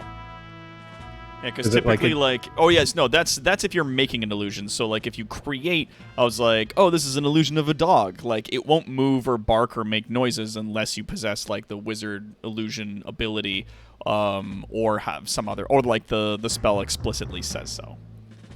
No, like I'm just minor trying to make illusion, myself for look example. like a very gaunt-looking man. There you go. Yeah, you can disguise yourself to look like a very thin peasant. Well, not like a peasant. I'd still look like a ranger, but I would have skin. I would have eyes. I wouldn't have giant glowy flames. You know. One tries to poke you in the eye.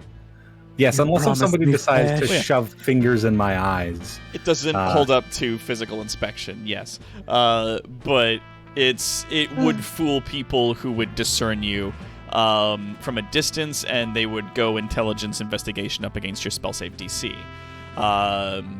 They would also have, I would request, common sense investigation, they see a human, why would they expect nothing but a human? Yeah, it would be like passive investigation.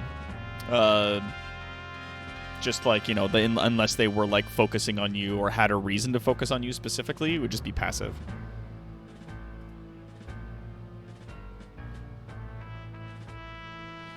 All right. And what is your spell save DC? 13 by the looks of it. Should be wisdom plus proficiency, or is that just? I think it's like Or is it just my will save? it's 10 plus. I think 10 plus my will. whatever your spell modifiers. I think this might be here the we only go. spell I have that actually has a spell save DC, Yeah, it's and I your don't use this very often. It's your spell save DC is 8 plus your proficiency bonus plus your modifier. So in this case, Okay. your wisdom modifier. So yeah, 13. So yeah, 13. Okay, then yeah, you have that at your hand. What's everybody else doing? How's everybody else? I was not casting that. Mostly just trying to open up the spell, and I forget which. Oops. Roll 20 is not super identifying on on whether or not you're putting things in chat or opening them up. Yeah, it's got some poor UI. Like if you're in your inventory and you click on something, it doesn't jump it into the chat. You have to do something else specific to do that. But if you go into your spells and click on the name, it immediately puts it in the chat rather than popping open the description. Yeah, exactly. Which is poor UI. Take away and stay consistent Poor to UX. common sense. Exactly. I don't know Yeah. why I opened up my spell page as you were saying that, expecting to see spells in there. And that's I was and like, that's, let me see. Wait. Hope sustains you, Alloy. Yeah, and that's actually a good point there, because Drekker brings up like minor illusion. It's like, yeah, you can create a minor illusion. It can't move though. So if you used minor illusion to be like, I put a hat on my head, it's like, okay, if you move, the hat just stays floating there in midair, and you'd have to cast it again at a new location in order to like have it go to a place, and it would just cease to exist on one spot and then pop into existence in the next area. Now, some wizards who are not illusion wizards still find a lot of really good use for things like minor illusion, because you could say make a door disappear on a wall. You could, if you run around a corner and there's like a bit of a divot that you hide in, you can like bring that divot out a little bit to make it appear as though you're in the wall, or just crouch down and make an illusion of a barrel or a crate over top of you that you could then hide in without actually having to get in something. But again, if somebody walks up and touches it, then they'll be able to obviously see that it's a fake thing, and the spell save DC on that is 15 if they do an intelligence investigation check against it. If they do discern that it's an illusion, then the object becomes sort of like faint and illusory to them. That is problematic, as that's what before the retcon, what we were doing with illusions. This is how I've been staying this hidden. As Yes. I That is can't on exactly, me. I do apologize. and I Yeah. have absolutely no other way to not be saying it. Well, I mean, other than being inside the carriage. We also have that invisibility thing that what Thornsworth gave us. There is the dust of disappearance, yes. We could dust you with some disappearance. Snick rather hold that for another time. We've gotten out of lots of we're surrounded by bad things before without using magical things that we only just got. Yeah. I do also have invisibility as a spell. It is something you have to concentrate on, yes? It's something I have to concentrate on, and it lasts for an hour. And if I cast it at a higher spell slot, I can cast it on more than one person. Can it affect the wagon? It says a creature I have touched, so I don't know if it would be... It says anything the target is wearing or carrying is invisible as long as it is on the target's person. So I don't think it would be the carriage. Yeah, no. I think it only is for peoples. It just affects a creature and the things that are being carried by said creature. But for people who are not easily disguised, like I could turn Drakiar invisible or Alloy invisible or both. Because would I be had my harder to disguise disguise. kit Huh? I was gonna say, who would be harder to disguise, you or Alloy? But Well, yeah, because I have my disguise kit and I can look like a kid. But I could turn JKR and I could turn Alloy invisible.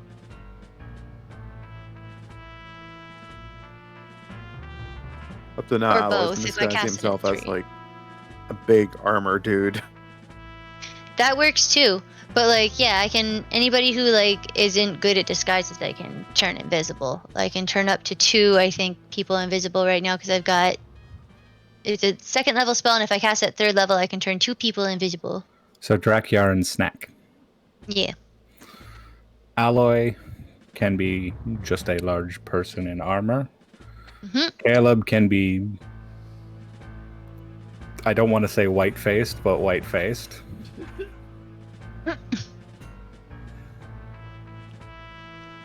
And then You yeah, I can can use be my disguise child. kit. Yep. I feel, Because I'm pretty good with my disguise kit and performance. and if we have Army be the noble that we are driving, we should be able to slip pretty quick, pretty well. Yeah, I think we'd be good.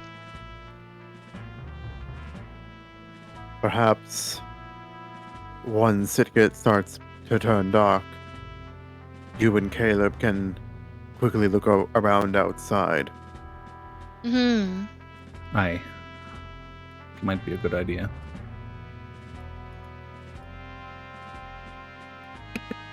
We have a casket in a wagon.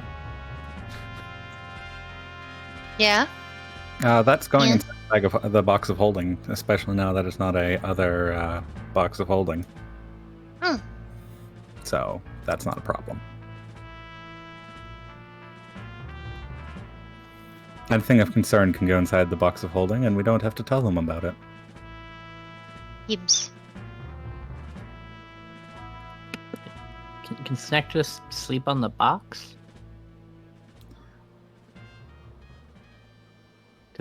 Sorry, Snack wants to sleep on the box. Well, just Snack in the wagon with like a blanket thrown over Snack, and just same thing Snack always seems to look like when everyone seems to be confused. Snack would just be a lap puppy. Or kitty. I could disguise myself as a lump.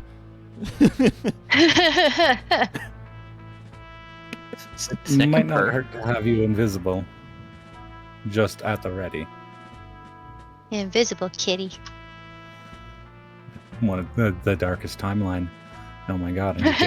An invisible angry cat. What would you do? Run very fast. If we're going to, if we can get into the carriage without being seen, we should probably save the invisibility spell in case someone is checking the carriage. Yeah, that's kind of it. Is let's not burn the spell slot if we don't have to, right? Especially on such a powerful spell. If the moment we get pulled over, though, we start using that spell slot. Yeah. Yeah, we can do a quick kind of wumoosh.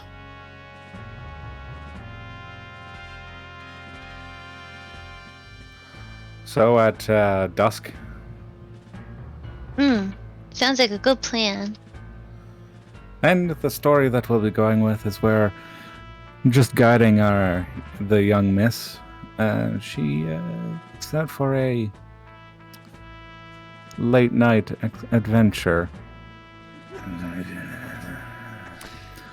As the That- sun begins to set around the town We are of guiding our Egress, home from. you guys then make your way along. Just as the sun finishes going down and night falls upon the town of Egress, you guys are still within this cellar here. How do you proceed up to the carriage that is in the garage next to the tavern? Well, me and Caleb, we're going to go first. Right, Caleb? Palantir? Yeah. Hmm. Yeah, we're Go check the ready. we're gonna sneak out first, so Okay. I will definitely activate Pass Without a Trace. Okay, so you activate that spell. Now, Caleb, are you going to be using a spell, or are you going to use a disguise kit to make yourself look different? I'm just gonna put the hood up. Okay. So just putting up the hood. Roll me a stealth check. There. Yeah. 30 and a 26. Jesus Christ. Yep, there you go. So the two of you, silent as the grave itself, make your way up. The carriage has been made ready for your departure. The horses have been sort of fed and brushed and are now back on the front of the carriage. We try to get a good look of the town streets.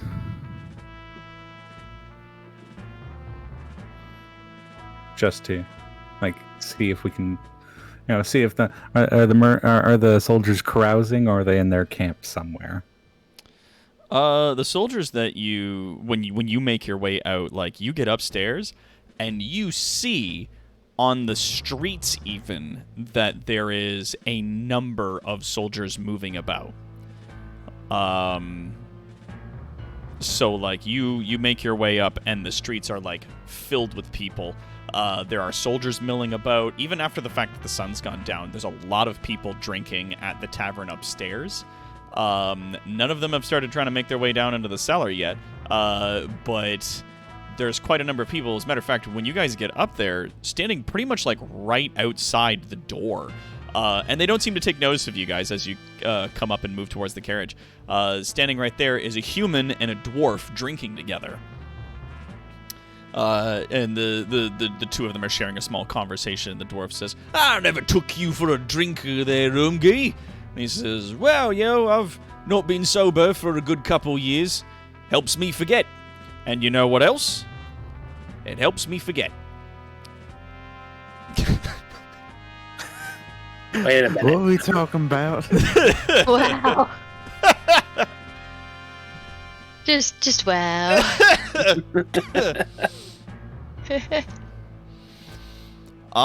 Give me a perception check if you guys are going to be keeping an eye out for anything in specific, or if you're just trying to make your way to the carriage. I want to keep our eyes out for the soldiers, people more military. See if there's anyone. Dang. Okay. I feel like we might have a decent idea of what's out here. See everything. Yeah. With a 21 and then a critical 26, I'm going to say that both of you see standing across the street at a different establishment with several other members of the clergy sitting at a table out in front of what appears to be another tavern just down the street from where you guys are, but of a little more repute, it's a nicer place. You see a number of inquisitors sitting at a table sharing a drink together.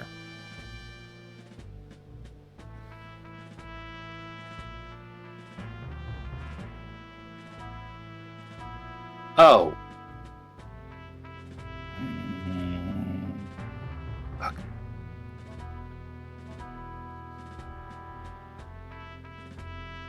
Elrond. I'm not going to throw fire at them, I promise. No, it's just this. Is that? Are they who I think they are? Yes.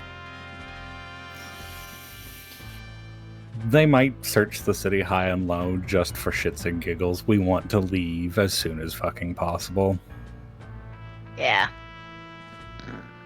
He just keeps getting better and better. All right, so the two of you have gotten up and you're at/in the carriage. How is it you're going to move along with now the rest of the folks here? Well, we haven't yet gotten in the carriage. After taking a good look and trying to keep look around the roads to see if there's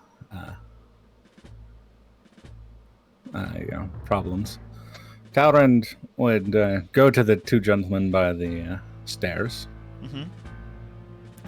and stop sneaking. Okay. Pull out a couple coins and say, "Here, gentlemen, We have somebody coming up from downstairs who would like some discretion. Go buy yourself some more, some rounds, and have a nice evening. The human fellow who's standing there, like, looks at you and kind of furrows his brow a little bit, making some attempt to examine you, but before he can say or do anything, the dwarf snatches the coins out of your hands and goes, "Right then, let's go have another. Come on." He shoves the human guy along, and the two of them make their way inside the tavern. One guy's diligent at his job, the other's like, drinking right away. Free drinks? Not gonna say no to free drinks. That's dwarves for you. Yep. I like them some aleo. I am not sneaking, but the spell is still up. Okay. I kind of get the attention of everyone downstairs and say, attempt to sneak to the carriage. Alloy, you sneak last, please and thank you.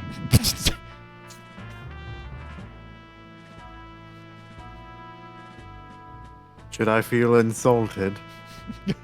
I do not know if I'm supposed to feel insulted or not. How much distance is there between the You can roll tavern insight. and the... How much distance is there between the tavern and the stable? It's a few feet. Like the garage that has the entrance that goes down to where you guys are, like the door that comes up from the cellar and the side of the carriage is like maybe 10 feet or so.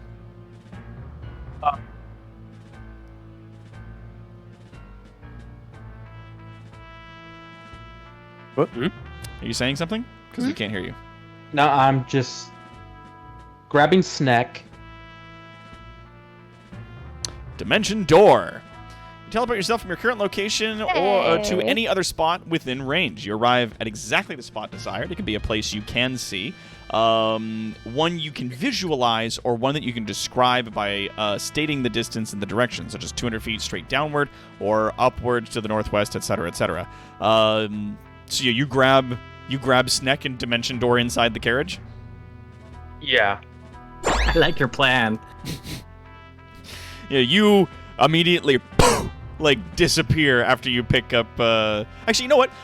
What does Dimension Door look like for Drakiar?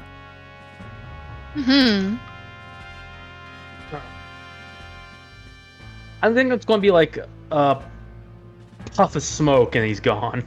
Very, very Merlin. Very Merlin. Yeah, I'm just going to be like smoke, fire. Fire magic is kind of Drakiar's thing. Neri, why you no take Alloy? Because he has to drive the carriage. He's there. And he's Alloy's prepared. going to have an easier time. Like, Alloy, even if Alloy is worse at sneaking, will have an easier time passing off as just a big person. More or Not less. to mention that with Dimension Door, the person you take with you has to be of the same size or smaller than you. Of size category. Yeah, Me size and category. Alloy Alloy is still medium size, Yeah. technically. All right, so now we got Piffles, we've got Sneck, Yeah. and Vampire Daughter are still in the basement. Okay, And Alloy. I'm gonna sneak very carefully. I've got my disguise. I Well, I have my took disguise kit. I took Sneck with me because I can carry one person. Yes. Yeah, so Sorry. we took yes. Sneck. So the two Yeah. of you are out. Then it's Piffles and Alloy and Vampire Daughter. Yeah. Like Roll me a and- stealth. If me and Caleb's up in Sneck the get car caught, already. if me and Sneck get caught at all, it's kill on sight. Alloy can get himself out of a situation even if he's caught. Do I Maybe. roll a stealth? That's you a know what? 36. With a this is because there's no like And I'm roll wearing to do I'm wearing disguise. my disguise kit. But Yeah. a disguise Should I do kit, I would performance? say, is just a stealth. And if you have a disguise kit that you're proficient with, then it's either Yeah. like a performance or a stealth or a deception check.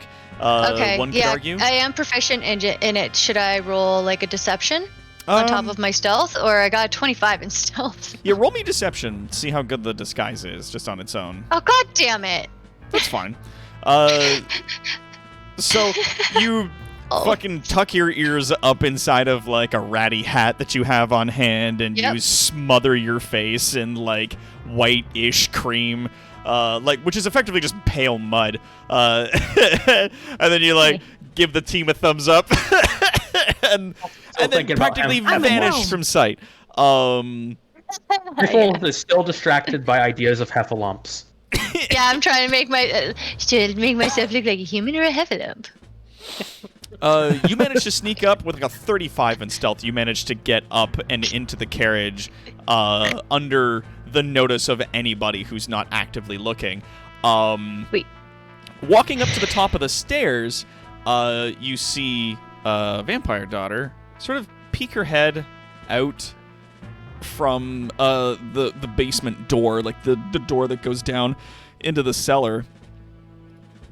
Oh, excuse me. And Arami, she like kind of peeks towards out the door just a little bit, just like peeks at the carriage, and then turns back to Talrand that's there and gives you a coy little smile as she just vanishes into a thin veneer of silver mist.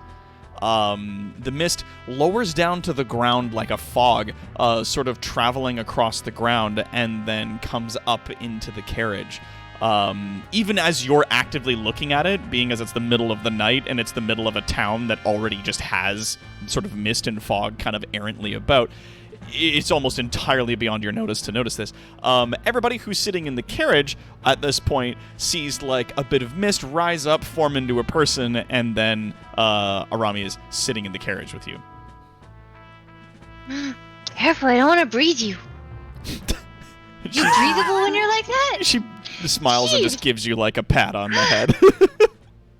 Boop me. Minds think alike. And with that, I believe it's just Alloy. Want to try and he's going to be going to the front of the carriage, so he's not so much sneaking to be invisible, just more like not to draw attention to himself. I would say then, instead of doing a stealth, to which you have disadvantage because you're insanely loud. We're not insanely loud. It's just it's hard for you to be quiet. Actually, no, because you are technically wearing heavy armor, aren't you? Yep. Yeah, so that gives you disadvantage to stealth checks, period. Wouldn't it be performance? I would say, yeah, give me a performance check if you were attempting to be as human as a human is. God, it's Like- gonna be human Rayla. If people turn over, see him, the noise he's making, and he's notice he's wearing heavy armor, it's like, oh, he's wearing heavy armor, and then But so the problem is, even with disadvantage, he has base 10 Plus 10. with stealth To that, right yeah. now. So you could either try to do it quietly and remain unseen, or you could roll performance to do your best impersonation of a human soldier. Mind you, the check on that might be easier because they're not looking for not you. Yeah. And it's like, if they see you, then as long as you're, behaving like a person at a distance, like, it would be their passive at this point. Here's the thing. It's like you bring up a good point with the plus 10 to stealth, even though I'm at a disadvantage. His performance is a -2. Oh, honey. you have 2 negative ability scores. How even? My God. Because he made his character the way that he wanted to, and that involved negatives in charisma, I guess. Or dexterity, rather. Or both. Sure. I made Ally good at one thing, Smash. and You that's guys- violence. You guys are running around through an empire of people who would kill you on sight, against all reason, smuggling a killbot with you. Yeah, pretty much. And the killbot is the driver of your carriage. So you have Yep. a murder bus being driven by a killing robot. You know what? I'm gonna go with A performance murder just chauffeur. for the content. Do it. Roll me performance. So it's a 10. Describe to me. I am super casual. Super It's not bad. So Alloy does his best impersonation of a human being, of the limited interactions he's had with a human, and sort of like marches his way up the stairs, straight back, square shoulders, like all the trappings of human behavior. He's got his hood on so that, it hides the fact that he's got like either no eyes in this helmet or glowing eyes. and you climb up onto the carriage and pick up the reins. You look over to your right, and there is a human standing there leaning against the side of the thing, staring at you. Just gonna nod at him. and then as soon as Talrand is on the carriage, he's going to start moving the carriage. Before Talrand really gets away from the door where he, gave them the up, he would drop the Pass Without Trace and affect minor illusion on himself. Don't want to be casting that the moment we're under inspection. Yeah. So you still have the disguise self active, and you climb up on top of the carriage. You have to duck a little bit as the lip to the garage as you get out is a little low.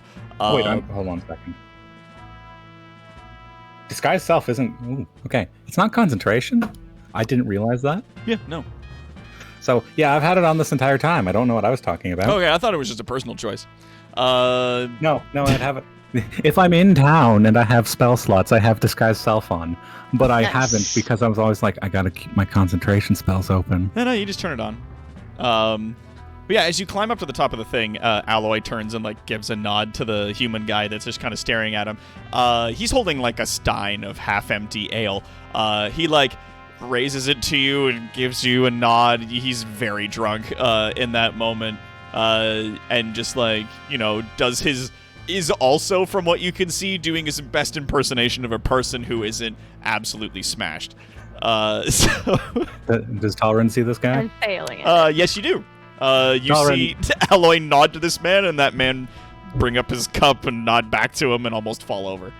Talrand would, put a, finger across his mouth and a thing and flick a coin to him.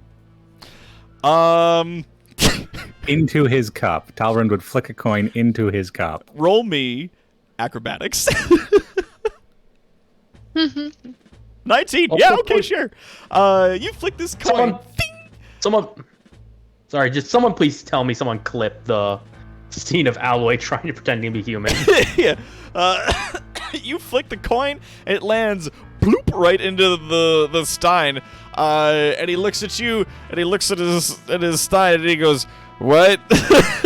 And then you guys pull out and start making your way down the streets of town through Egress. I don't think I have any pictures of... Oh no, we have this. This might work. Here you go. It's one of the lower, less fancy places of town.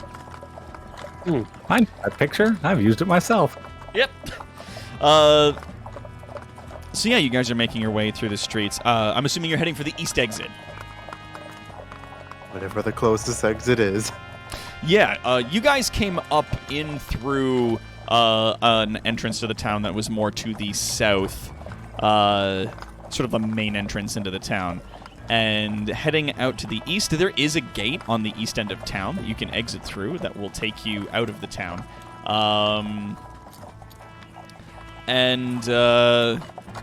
There isn't, there's a road, but it's a smaller road that leads east and south towards the other town that's there. So you're heading out of Egress, and there's a road that heads down towards Abraniel, but it's not very well paved. As you guys start making your way to the road, one of the soldiers is walking along and having a discussion with a drink with an inquisitor, and one of them stumbles into the street in front of the carriage. Alloy, I'm going to need you to make me an animal handling check. God damn. Here we go. I didn't always want to be an inquisitor, you know. Does he get advantage? Can I or, use trained my horses? vehicle land skill, which would add my proficiency bonus to this? You know what? Yes. If you have proficiency in land vehicles, so driving a carriage, I would absolutely say that could be used in place of animal handling. As the horses are startled by this person jumping out into the street, or stumbling rather, drunkenly into the street. Will I get free XP if I run him over? Nope, because that's not how I do things. Ah. 20! So you grip the reins and turn, like, you jerk them to the left. The horses jerk to the left and come to a stop. And then, like, slowly start picking up. The soldier steps out into the street after his drunken friend and puts his hand up and goes, "Right, sorry about that. Just had a few. You know how it is." Nod from Talrand on the roof. Just kind of give them a casual wave and then continue on. You give the best impersonation of a human wave that you can manage, and yeah, then you manage to turn the carriage back properly on the road, and then continue your way towards the exit. Eventually, you guys make your way to the eastern gate, and you see standing there at the eastern gate. The gates are open. And the guards are on either side. They just nod at you as you guys are approaching. A few other people that are there. One of them steps into the road and puts his hand up to stop the carriage. Oh boy. Okay. How All do I right. stop the carriage? Just like slowly run him over. You bring the horses to a stop, and That's what chance. Go. Whoopah! As you bring the carriage to the stop, the gentleman sort of walks around to next to the horses, looking up to regard you guys. You see him wearing red and white leathers. He's got sort of a tall pilgrim's hat and a very aggressive-looking scar down the left side of his face. He tips his hat up a little bit, looking up at you guys.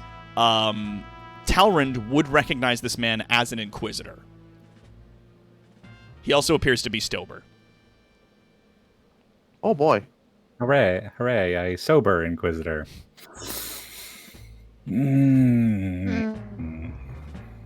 Please don't kill him, Talrand. As he walks up to your carriage, looking up to you guys, he goes, "State your business." I'm going to say, Alloy and Talrand, roll me, I'm going to say, insight.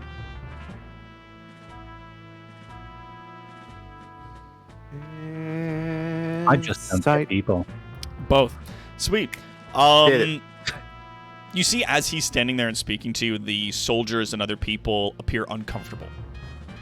But they don't do anything. They don't say or do anything in action to that.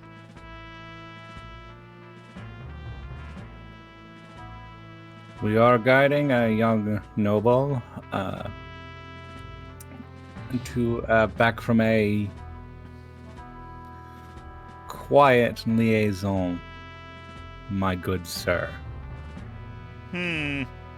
They say corruption is rife within the northern borders. He sort of steps around the side of the carriage, examining it. He sees that the windows obviously have been drawn, that the curtains are drawn on the inside. And he looks, you see him look down and regard the place upon the door in which the Waycrest symbol would have been.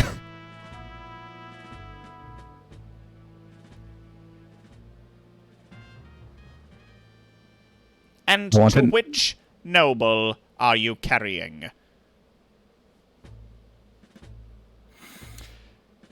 Talrand, you would know that at least for these Inquisitors, literally everything is their business. If they ask questions that typically you should answer. That even if a noble is on like a secret liaison or something like that, then if an Inquisitor asks you what the fuck you're up to, you're supposed to give them some kind of thing. Like no information is beyond their ask. I immediately give one of the names of the list of Egress noble houses I know. Oh yeah, shit. Alder noble houses. One of not the Egress. Alder have the noble houses? You know that lovely list of all potential noble houses in the city that I got? Oh yeah, that's right, you did. You got your hands on one of those. Yeah, you list off one of the names, and you see him squint up at you and goes, "Terribly far north. I see." The young lady has her heart set on some place that is well beyond Alderth, I am aware. Trust me, my good sir, we have had long chats with her father about why he continues to support this long trip. In that, roll me deception. Roll me deception. Oh, fantastic. I'm sorry. Okay. Oh no. Yep. I mean, I'm not entirely lying. It's true. But you are still lying, and no matter how tender, no matter how exquisite, a lie remains a lie. And you see him, like, squint a little bit harder, furrowing his brow. He opens his mouth to speak, and the door to the carriage opens. Stepping out onto the little step that's on the side of the carriage is your vampire daughter, Arami. I'm going to just quickly bring up her photos so that folks can see whose is we talking about. And obviously, with the picture, just understand that it's obviously nighttime. I don't have, like, a city at night picture. I really should. Hey, Doc, quick question. Yeah. Milady. This Inquisitor that's stopping us, Mhm. is he visible to anyone else at this point? No. Like, The way any that other guards or anything? the way that to the guards, yes. He is visible to several other people in the street. We are standing in the middle of a gate checkpoint with Yeah. multiple guards looking at us, and an Inquisitor being apparently a bastard that they don't like. Well, I mean, nosy pricks are the people that they hire into the ranks of the Inquisitors because they ask questions where they're typically not supposed to, and oftentimes actually find things. Well, not oftentimes, but if they ever found one thing, that would be enough as far as they're concerned. Arami steps out, making sure that when she opens the door and moves out and leaves it only slightly ajar, that no one else who's inside the carriage is presently visible. Especially because it's dark. Half of them are actually invisible. Yeah, half of them we are agreed on as the moment we're stopped. Cast a spell. Actively invisible. She steps out, looking at the Inquisitor and says, "Is there a problem?" And the Inquisitor turns his attention to her and goes, "Yes, I find it highly suspicious that you're this far north." She reaches over to him, places her hand gently on his shoulder, and says, "I'm sure you can understand that some people live a little bit differently and should be left to go about their business." Esteban and Quad, if you would like to roll perception checks or arcana checks, your call. Alloy's just like, "Nice lady." Esteban, you don't catch exactly what's happening, but you do see from where you're standing, her eyes flash red just ever so slightly when she does this. The Inquisitor's shoulders relax a little bit, and his face goes from this, like, fixed, sort of furrowed look of scrutiny to a more relaxed look, and he goes, "Right." These are not the monsters you were looking for. Yeah, and he goes, Pretty much. Monsters I'm looking for. "Very well. Understand I work to keep the Empire safe." And she says, "And we appreciate you for your service." She then gives him a kind smile, steps back up into the carriage, and closes the door. Talrand would take 10 platinum out of a pouch and hand it to the Inquisitor and say, "We appreciate your dedication to your work. Have a nice day, sir." Maybe persuasion with advantage. 17. Yeah, you reach down and, like, hand him some of the coins, and he, sort of confused, like, takes them, looks at them, and goes, "Very well. A gift to your order." It shall go where it is needed, as shall I." And he turns and walks away further into town. Does he head dive into a fucking outhouse? Because that's where he should go. Nice.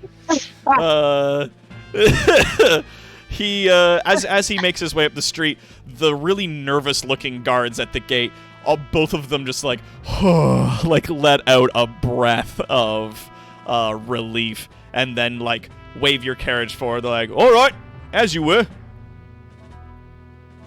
He's got his staff pointed at the door like a shotgun. Kabah! Oops, you activated my Dracula trap. And then, Oh, I've got a worse one prepared. Don't worry. assuming you guys don't do anything else, We leave. you guys head out to the road, making your way out into the countryside, away from the Oh, town. he went the wrong way.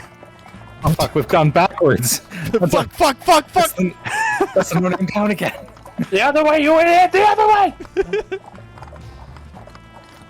Yeah, I shall go Remnant steps through a portal to hell. Sneck had banishment prepared for the first person who tries to enter that carriage uninvited. The other person would have just been like, poof, just disappeared into nothing. Like, Even if they made the save, they would have gotten a face full of fire from Dracula. One way or the other, you were leaving this plane, bodily or otherwise. yeah.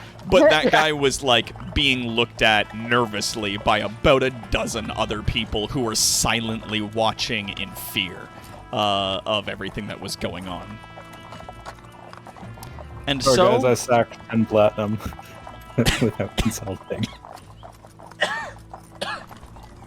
and Nick so, takes the side roll very seriously. you guys make your way off, heading into the east and into the night. And we'll bring it into that. All right. On to a Braniel. Onwards to Braniel. I have just put that into the party loot pile, labeled as asshole tax. Nice. Yes. All right. I hope we get to burn the Inquisition to the ground. And it burned, and we're the ones that did it. Oh, God. Like, holy shit! Like, our year-long adventure through the Empire is nearing its end. All right. It hasn't been a year. Well, close to it. It feels like it's been a year, but I feel like it's not been that long in the Empire. And It's weird so, saying this adventure, it seems to go on forever. you guys make your way east out of the town and into the dark, moving your way along sort of like the dirt-ish road. It's a little rough in certain patches as you're moving along. And in the distance, after it takes you a few days to make the travel to the east. It's about a day or two. Do you approach the town under the cover of darkness again? Yes. Yeah, I'm going to say it's like 48 hours. So as you're driving out of the town here, if you continue your pace along, only stopping to rest the horses every now and then, that you do reach the next town of Abraniel under the cover of darkness. As you make your way along, you see Abraniel coming up on the horizon. As you get closer, though, Well, actually, we wouldn't go into town. We'd go to the out-of-town exit that we went through last time. you do have a carriage, though. We don't need to take the carriage in, do we? No, you don't need to. It's probably safer to keep it with us, and Yeah. it's mobile cover for when we need to inevitably leave a town full of Inquisitors. That's true. I was about to say, I don't think we're planning on staying in Abraniel for long. So why don't we bring it with us?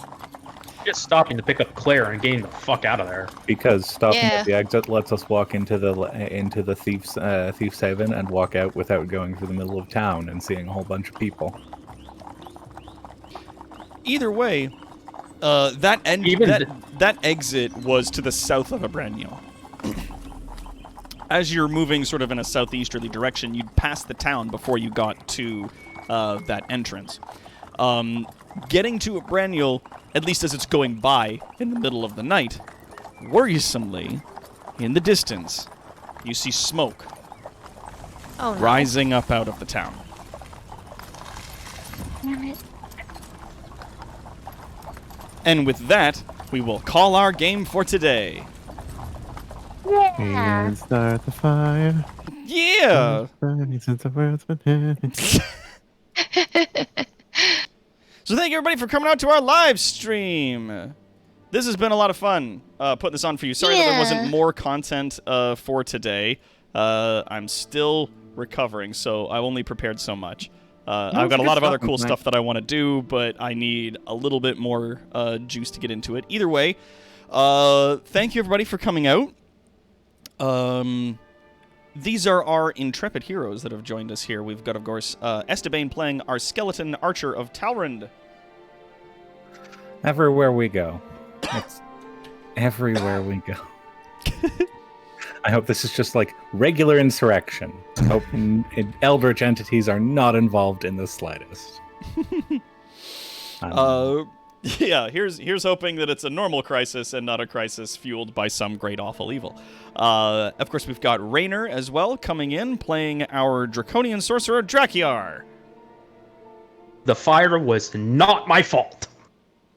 This time. And we've got Quad driving the carriage as our warforged warrior Alloy. I'm good at two things. Horses and Smash. Okay, I was gonna be say, like, leaving sentences hanging. Yeah, I was gonna be like, huh. And of course, we've got Palanthir playing our Air Genasi rogue Caleb. Still slightly freaking out, still slightly processing. And last but certainly not least, we've got NBsaurus Rex playing our goblin bard Piffles. Flump. Hell yeah. And we have a snack who. Oh, and a snack. And yes, Snack. we do have Keldaka Grey playing our goblin kobold. Nope. Kobold Dark- cleric. There Snack. you go. Oh, my brain quit about 10 minutes ago. Aww. Entirely, I just ran out of steam. A half species that's not Poor half human. friend. All I wanted to say is he's all worried about demons and all those horrible things. I prepared banishment for a freaking reason.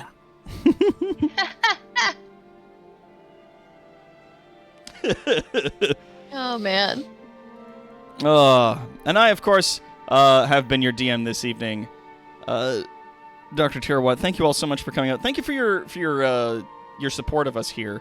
Your views and your donations, your bits and subscriptions. Thank you all so much for your kindness and support. And we will see you all again on our next live stream on this here channel next time. End of line.